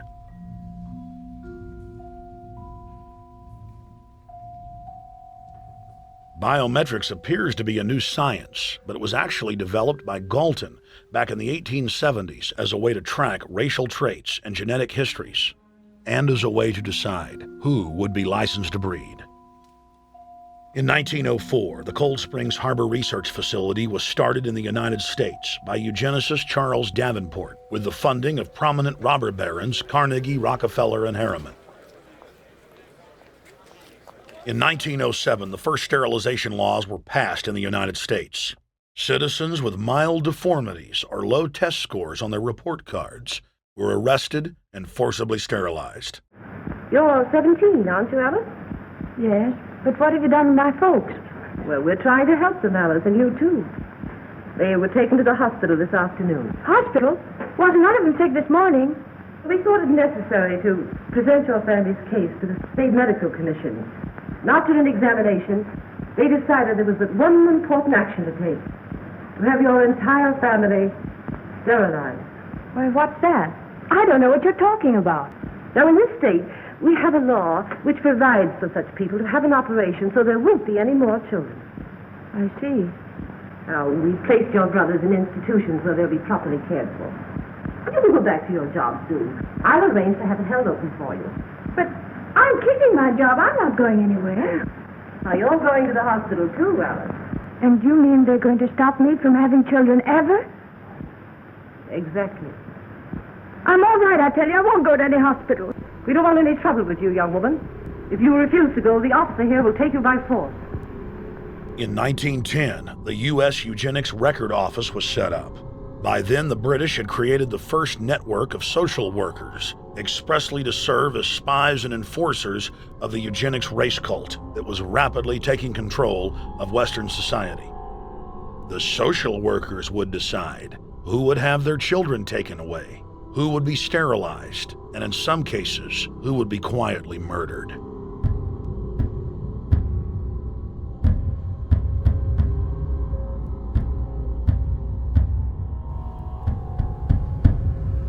In 1911, the Rockefeller family exports eugenics to Germany by bankrolling the Kaiser Wilhelm Institute, which later would form a central pillar in the Third Reich. At the 1912 International Eugenics Conference in London, eugenics becomes an international craze and gains superstar status. The futurist and best-selling sci-fi author H.G. Wells had studied biology under top eugenicists and was spreading the new faith worldwide. In 1916, H.G. Wells' lover, Margaret Sanger, starts her promotion of eugenics in the United States. In 1923, Sanger receives massive funding from the Rockefeller family. Sanger wrote to fellow eugenicist Clarence J. Gamble that black leaders would need to be recruited to act as frontmen in sterilization programs directed against black communities. In 1924, Hitler pens Mein Kampf, or My Struggle, and credits U.S. eugenicist as his inspiration. Hitler even wrote a fan letter to American eugenicist and conservationist Madison Grant, calling his race-based book, The Passing of the Great Race, his Bible. Hitler developed the plan for mass extermination of the Jews and what he called other sub-races, as well as the handicapped from Grant. By 1927, eugenics hit the mainstream. The so-called science was aggressively pushed through contests at schools, churches, and at state fairs. Churches competed in contests with big cash prizes to see who could best implement eugenics into their sermons. Major denominations then tell Americans that Jesus is for eugenics.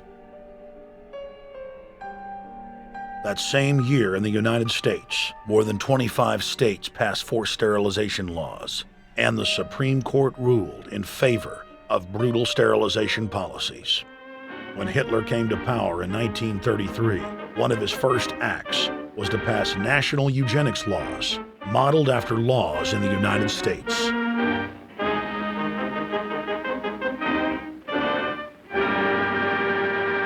The 1934 film Tomorrow's Children brought the eugenics agenda to the silver screen in the United States. In the case of Miss Mason, I can see no reason for the operation that's been recommended.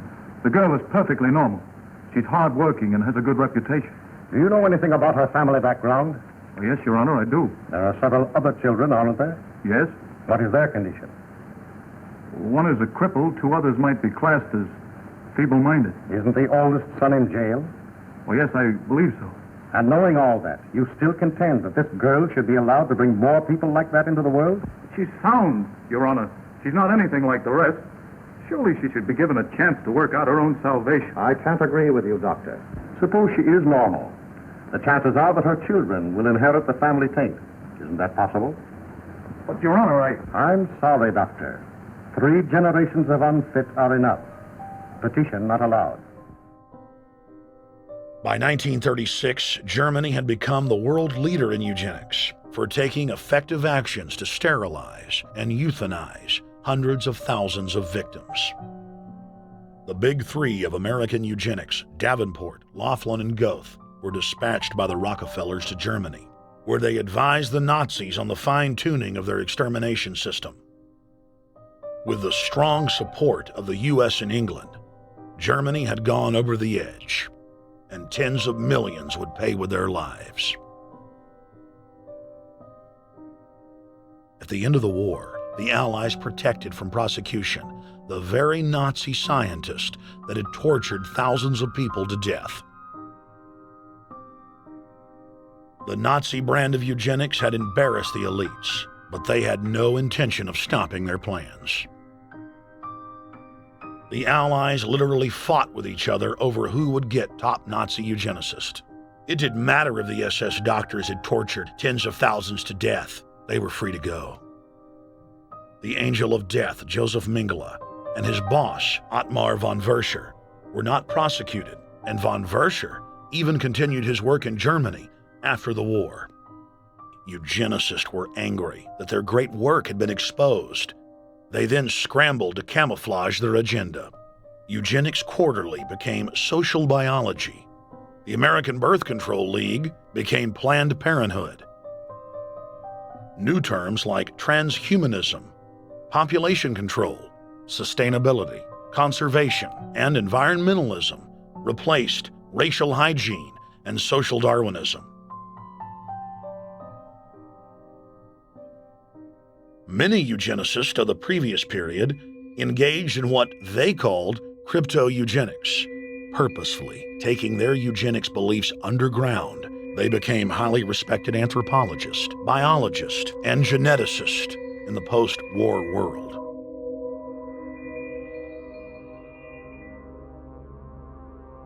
The Allies then smuggled thousands of Nazi scientists out of Germany and placed them in key scientific positions, ranging from bioweapons to rocketry throughout the military-industrial complex.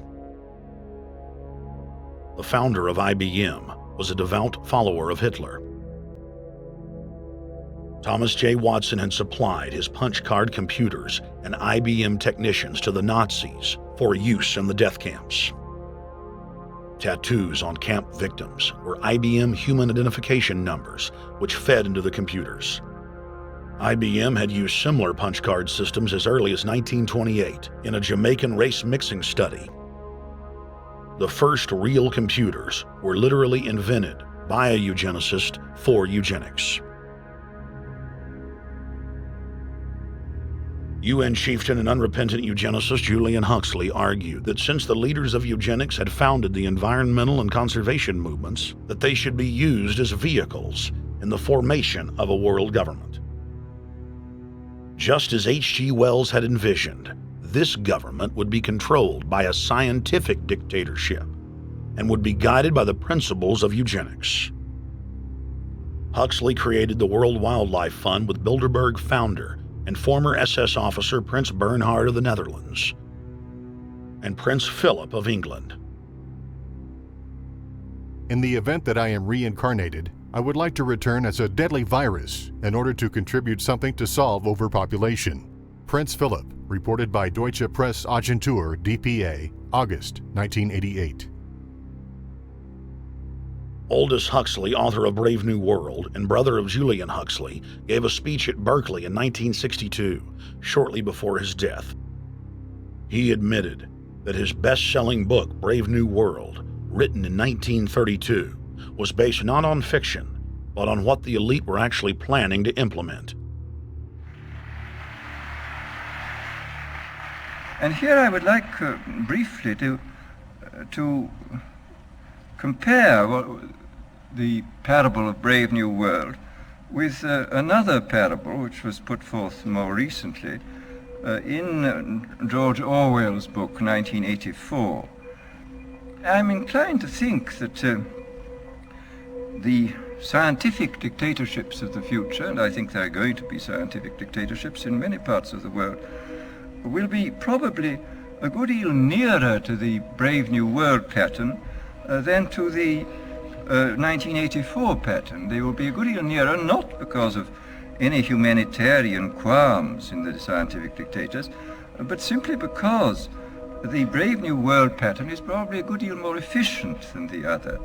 That if you can get people to consent to the state of affairs in which they are living, the state of servitude, the state of being, well, it seems to me that the nature of the ultimate revolution with which we are now faced is precisely this, that we are in process of developing a whole series of techniques which will enable the controlling oligarchy, who have always existed and presumably always will exist, to get people actually to love their servitude. People can be made to enjoy a state of affairs which, by any decent standard, they ought not to enjoy. And these methods, I think, are a real refinement on the older methods of terror, because they combine methods of terror with methods of acceptance. But then there are various other methods which one can think of. There is, for example, the pharmacological method. This was one of the things I talked about in Brave New World. And the result would be that I mean, you can imagine a euphoric which would make people thoroughly happy even in the most abominable circumstances. I mean, these things are possible.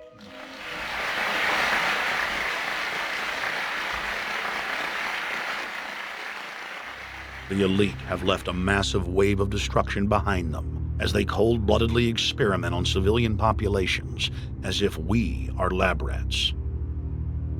A string of congressional investigations has uncovered more than 20,000 secret tests that were carried out against the American people between 1910 and 2000.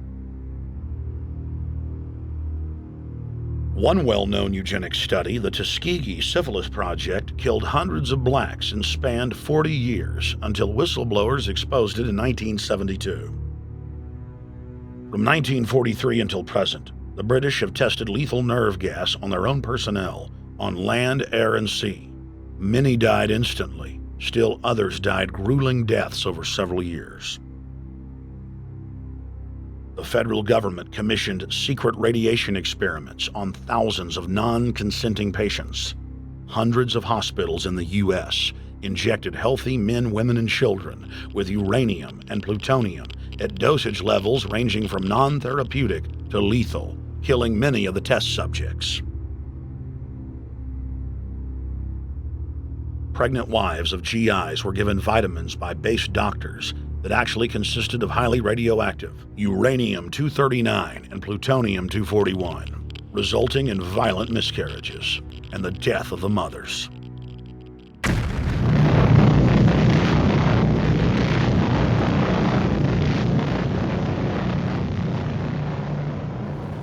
Soldiers, sailors, and Marines were used as guinea pigs in hundreds of atomic and hydrogen bomb tests.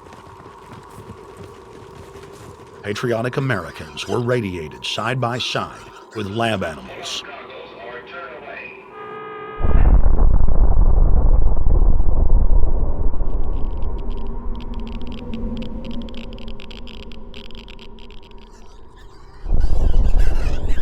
Pilots were forced to repeatedly fly through mushroom clouds of DNA-destroying radiation.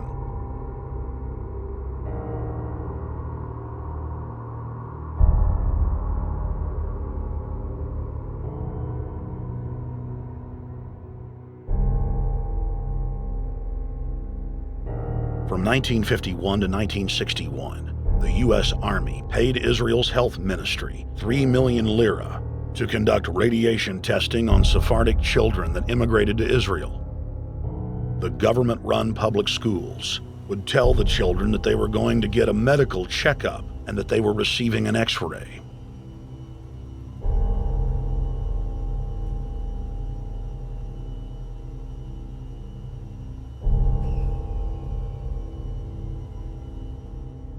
The Pentagon had already radiated more than 4,000 institutionalized children in the United States, many of which had died. More than 110,000 of the darker-skinned Jews were given 35,000 times the maximum dose of X-rays to the head repeatedly. Many of the children died within months. All of them lost their hair. Some still live today and endure excruciating health problems. The covert testing of chemical, biological, and radiological agents on unsuspecting populations continues worldwide today. From 1940 to 1979, the vast majority of the British population was sprayed by aircraft more than 2,000 times with deadly chemicals and microorganisms without ever being told. In 1968, the Pentagon tested a deadly bioweapon on New York subways and placed personnel in local hospitals to monitor the effects. Aggressive sterilization of men and women continued in many states until the mid-1980s. The United States and England are currently testing pesticides and highly toxic experimental drugs on tens of thousands of healthy foster children, many of which die as a result of the experiments. Prisons across the nation have forced inmates to participate in grisly experiments, ranging from pesticide studies to having tablets of dioxin sewn into their backs. Gradually, by selective breeding, the congenital differences between rulers and ruled will increase until they become almost different species. a revolt of the plebs would become as unthinkable as an organized insurrection of sheep against the practice of eating mutton. Bertrand Russell. H.G. Wells, Aldous Huxley, Bertrand Russell, and hundreds of other eugenicists constantly bragged about how the establishment believed themselves to be a separate, more advanced species than the common man. Top eugenicists were bold enough to admit that their real goal was not improving the heredity of the commoner, but to further dumb them down so that they could be more manageable. Nobel Prize winner Russell wrote at length about how vaccinations filled with mercury and other brain-damaging compounds would induce partial chemical lobotomies and develop a servile zombie population. Diet, injections, and injunctions will combine from a very early age to produce the sort of character and the sort of beliefs that the authorities consider desirable, and any serious criticism of the powers that be will become psychologically impossible. Bertrand Russell. Over 100 years ago, eugenicist social planners said that they'd use mind-altering drugs to control the population. By 2007, more than 20% of the U.S. population were on some type of prescription antidepressant. But in the case of foster children, a sector where the state has total control, at least 2/3 are forced to take a cocktail made up of, on average, 7 psychotropic drugs. Chairman of the Texas Society of Psychiatric Physicians, Joe Burkett, testified before the State House Select Committee hearing on psychotropic drugs in foster care and shocked the public when he said that 2/3 of foster children in Texas had been placed on psychiatric drugs because they were very, very sick from a bad gene pool. A lot of these kids come from bad gene pools. They don't have stable parents making good decisions. Besides the gene pools, they've then been traumatized by abuse, neglect, and problems, and then they've been traumatized by separation, and all those things predispose to mental illness. The Western world is now implementing eugenics pre-crime policies. Fetuses are now being pre-screened according to family histories of crime. From Portland, Oregon to London, England, Child Protective Services are enrolling newborn children into criminal databases at birth and forcing them to attend probation hearings at age 2. The overlords of scientific dictatorship are ruthlessly prosecuting a war on our most defenseless. In December of 1974, the U.S. government made third world population reduction a central national security issue. The operation plan, titled National Security Study Memorandum 200, was simply a regurgitation of the British Commission on Population created by King George VI of England in 1944. Which openly stated that populous third world nations posed a threat to the international elite's monopoly of global power. The Kissinger-authored U.S. plan targeted 13 key countries where massive population reduction was called for. Kissinger recommended that IMF and World Bank loans be given on condition that nations initiate aggressive population control programs, such as sterilization. Kissinger also recommended that food be used as a weapon, and that instigating wars was also a helpful tool in reducing population. In 1972, the Nixon White House also implemented a eugenics policy which was directed by George Herbert Walker Bush, then United States Ambassador to the United Nations. Bush advised China on the formulation of their one-child policy and directed the federal government to forcibly sterilize more than 40% of Native American women on reservations. The Bilderberg-dominated Club of Rome advocated environmentalism as the best front to implement population reduction. Western populations would accept serfdom if it was packaged as saving the earth.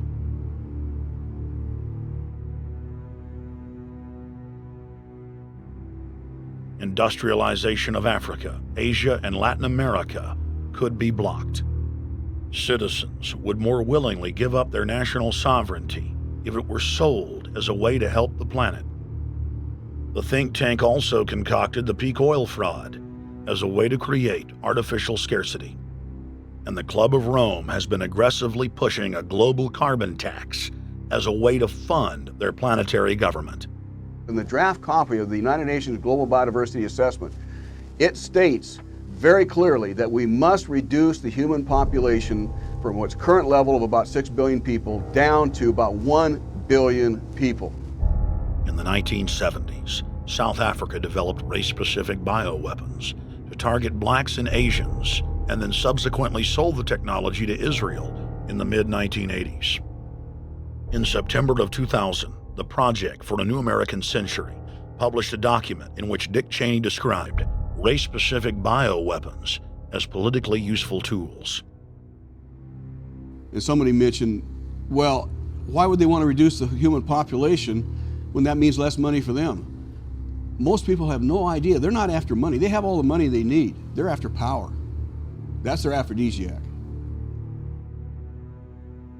The overlords of the New World Order are now aggressively pushing for a worldwide one-child policy. The Chinese one-child policy was phased in gradually. In the 60s, when it began, you only had to pay a tax penalty. Only later did they imprison you if you had more than one child. Now the exact same proposals to penalize couples who have more than one child are being made in the United States, England, and Europe. In the push to reduce global warming, children, according to some, are the new culprits. A think tank in the UK says too many kids are what's making the planet worse, saying large families, anything over 2 children really, should be frowned upon as an environmental no-no, akin to not reusing your plastic bags, driving one of those big gas-guzzling cars, taking long trips overseas. The UK, in fact, has negative growth. I think Canada does too. That still, families in our rich countries shouldn't have more than 2 kids. In 1998, Ted Turner pledged to give more than $1 billion to the United Nations to be spent in the implementation of population reduction policies planet-wide.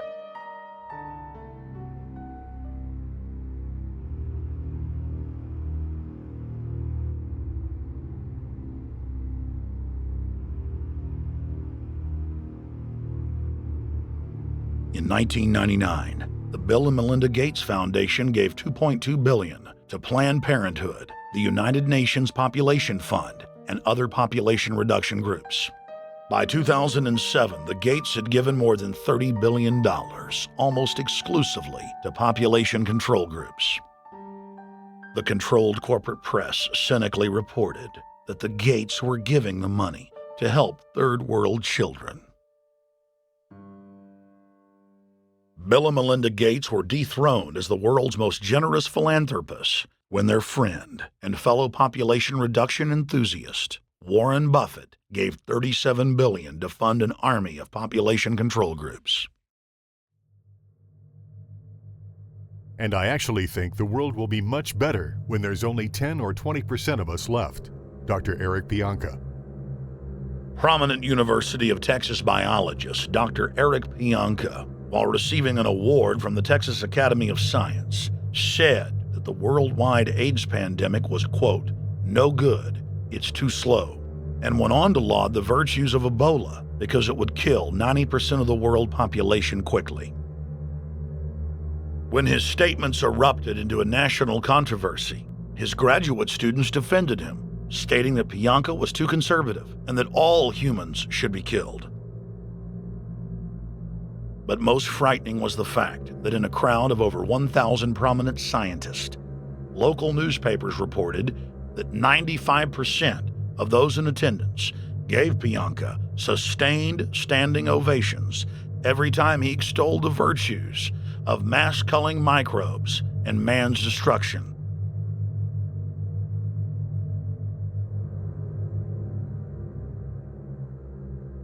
China was able to turn the corner and become the leading world superpower because they have a police state and they are able to force people to stop reproducing. Dr. Eric R. Pianka. The eugenics movement has now shaken off much of its Nazi baggage and is using people's legitimate concern about the environment as a cloak to conceal their real agenda. Everyone wants to breathe clean air and have good water. But the controllers of the environmental movement have done nothing but co-opt people's concerns and parlay it into support for global policies that further destabilize the third world and create untold misery. Phony environmental and conservation groups are now the biggest private landowners in the world.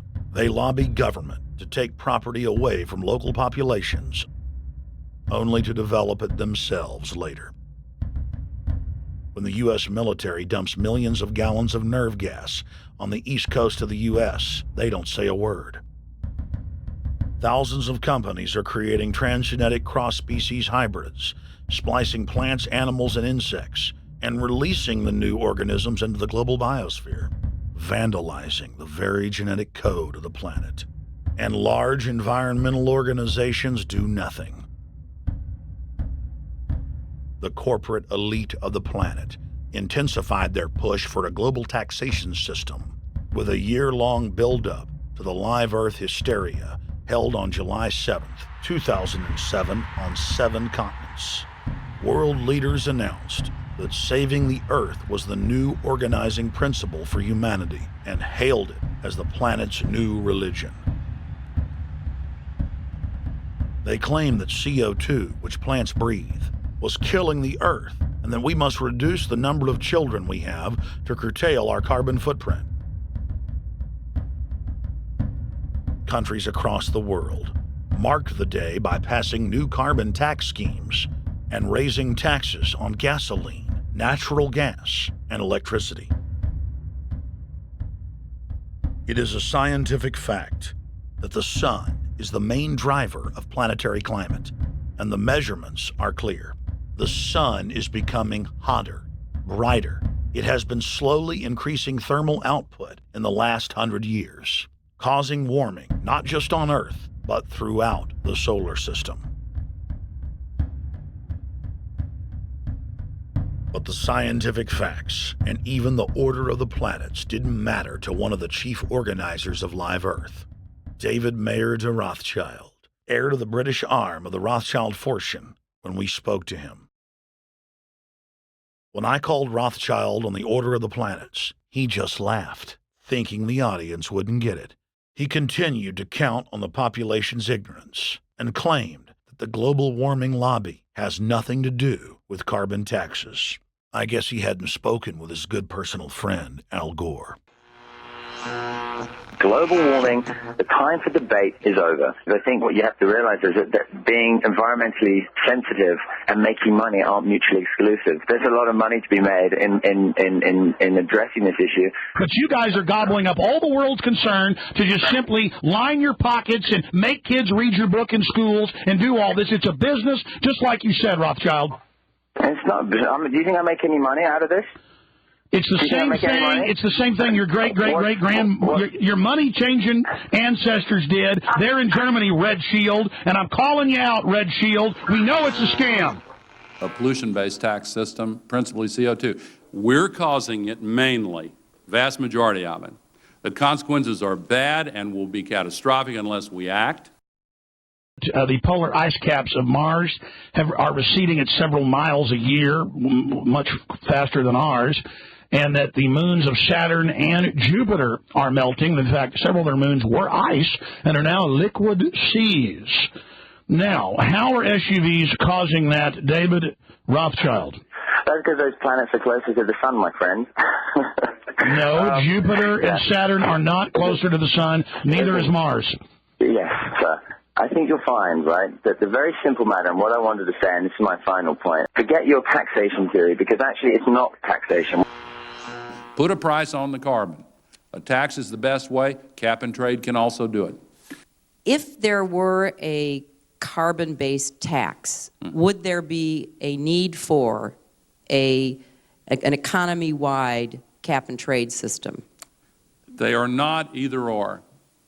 We can do both. I am in favor of both.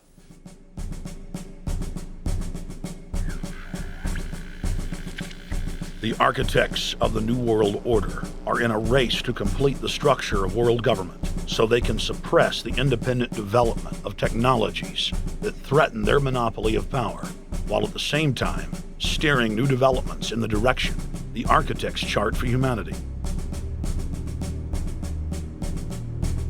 The technocrats call their governing system the final revolution because in the past, empires were enforced militarily.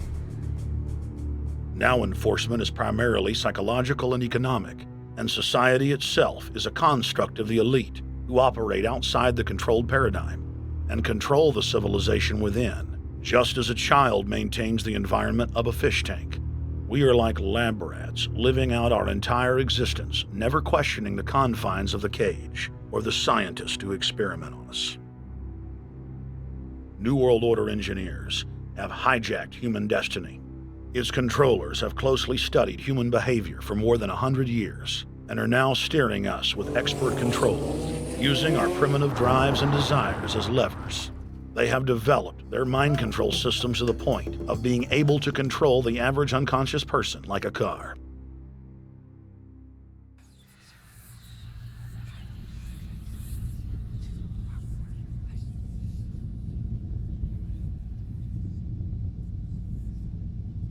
Eugenics dominated the 20th century. Its ruthless spirit has now metastasized into the fields of genetics, nanotech, and robotics. But that's not surprising. From their inception, all three disciplines have been dominated by eugenicists. The billionaire founder of Sun Microsystems, Bill Joy, courageously went public in 2000 to warn of a cancerous consensus among the technocratic elite that at best humanity would be completely enslaved by the year 2030, and at worst, mass extermination of everyone but the elite would take place. A who's who of the techno-elite are members of what is known as the transhumanist or post-humanist movement. Many of its adherents see only the beneficial aspects of technology's exponential rise, like bringing sight to the blind, sound to the deaf, and longer life for all. But what many of them don't know is that master eugenicist Julian Huxley founded transhumanism, and that society's controllers openly admit that the new system is designed to progress into absolute tyranny.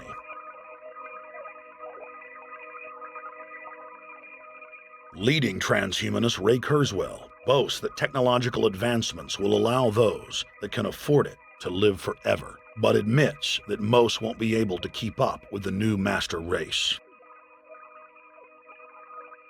The drive for world government is now all about who will control and have access to radical life extension systems. Biological evolution is too slow for the human species. Over the next few decades, it's going to be left in the dust. Transhumanists believe that they will attain the fountain of youth by merging with technology. Now, it may be within their reach. Decades ago, transhumanists said that if you did not accept augmentation or enhancements, you would no longer be able to get jobs. And now it's happening today. The elite who occupy the commanding heights of digital reality are suicidal nihilists. Suicidal nihilists know that there is no longer any substantive purpose to their willing, but they would always prefer to go on willing than not to act at all. They can very happily ally themselves with the notion of nuclear holocaust or perfect exterminism.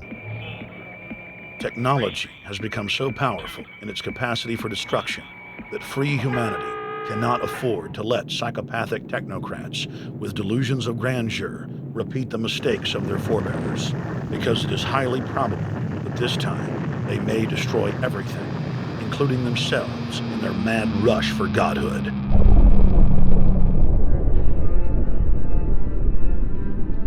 In this film, we have chronicled the Overlord's bloody orgy of experimentation, which already claimed the lives of more than 150 million people in the 20th century.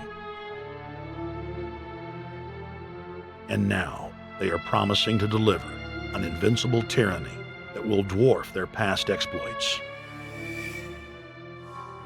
In the days of World War II, there were sovereign nations and armies to stand against Hitler's final solution. Once world government is in place, no one will be able to stop the New World Order's plans for global population reduction. For those immune to psychological programming, hundreds of FEMA camps have already been built throughout the United States. In their quest for population reduction, no method is off the table. These dark builders intend to release a string of man-made bioweapons plagues, each one worse than the last, while at the same time expanding the police state to enforce an orderly extermination of the population, all in the name of fighting invisible terrorists. And the Georgia Guidestones stand today as a cold testament to the elite's sacred mission.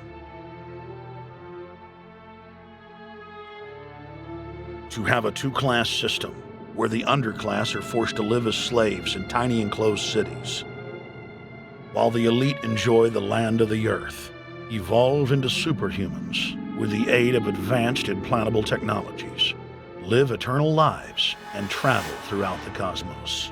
This is the promise given to the inner members of the New World Order and the agenda of the Bilderberg Group.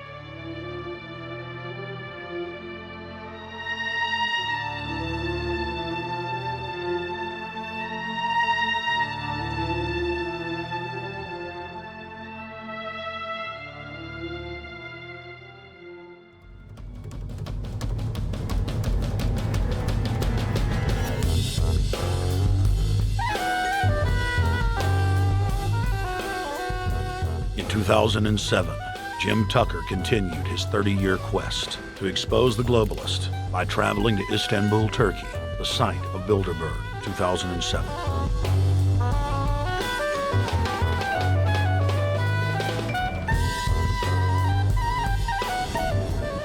Jim Tucker, thank you for coming on, my friend. It's always fun.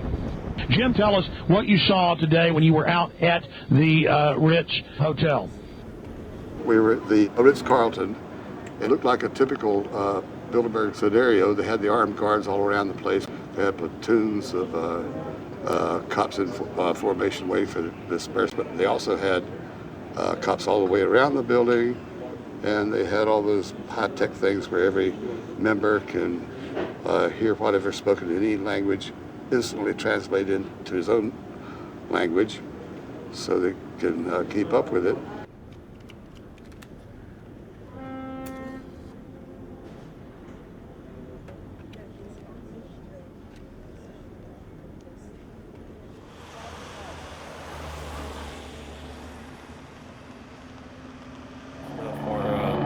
Spotlight did, I'm doing the same thing for American Free Press.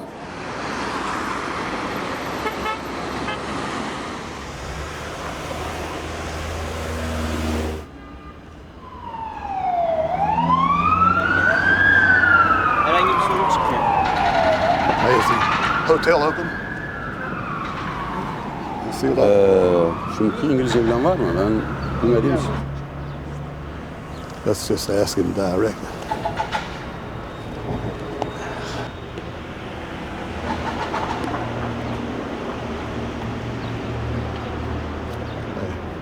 Is Bilderberg meeting here this weekend? You can go this way. We had my two personal cops following me today. I was not aware of it because my nose is always sticking to the camera and my jaws are always flapping. But the TV crew said those guys are going to follow you. And their car followed us out to the hotel. Then they identified the two cops in plain clothes, not business suits, but sport shirts and so forth. Yeah. That's the car that's been on our ass? Yeah. You want to photograph him? Yeah. You are, aren't you? Well, they're very likely Bilderberg boys.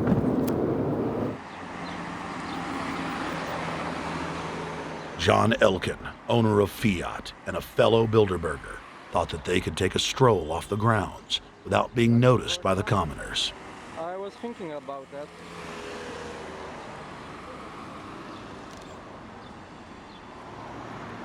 This Bilderberg attendee sneered at our camera.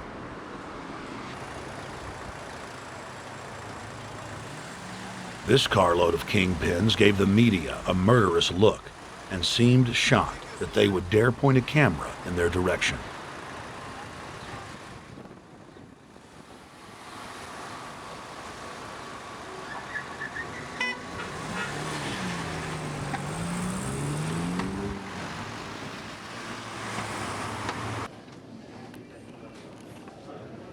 In 2007, the Bilderberg Group received the heaviest global coverage in its history.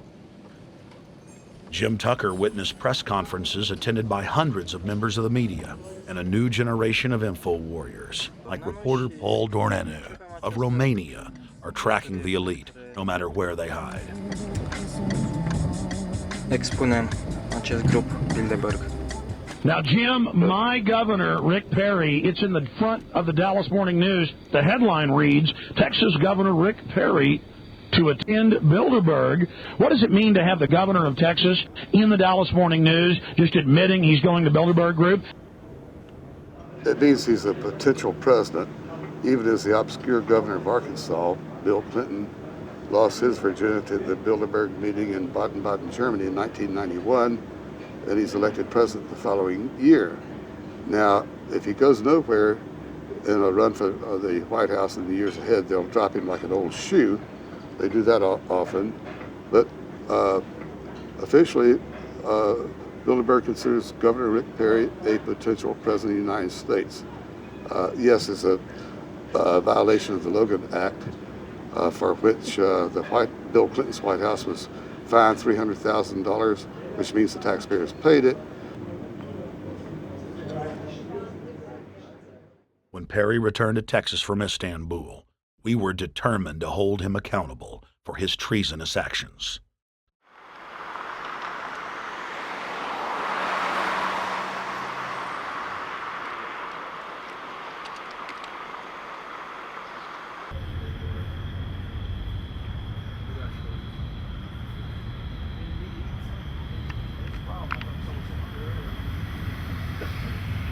We don't want our roads, our water, our power plants, our entire infrastructure turned over to the New World Order. And we tell you now the people are rising up and learning what you're doing, and they're angry. And they're tired of it. Stop enslaving us. Stop setting up tyranny. Stop going along with the New World Order plan if you've got any soul left, Rick Perry. The First Amendment still exists, Perry, and we're back here again tonight, telling you we're not going to put up with it. Long live the Republic! We shall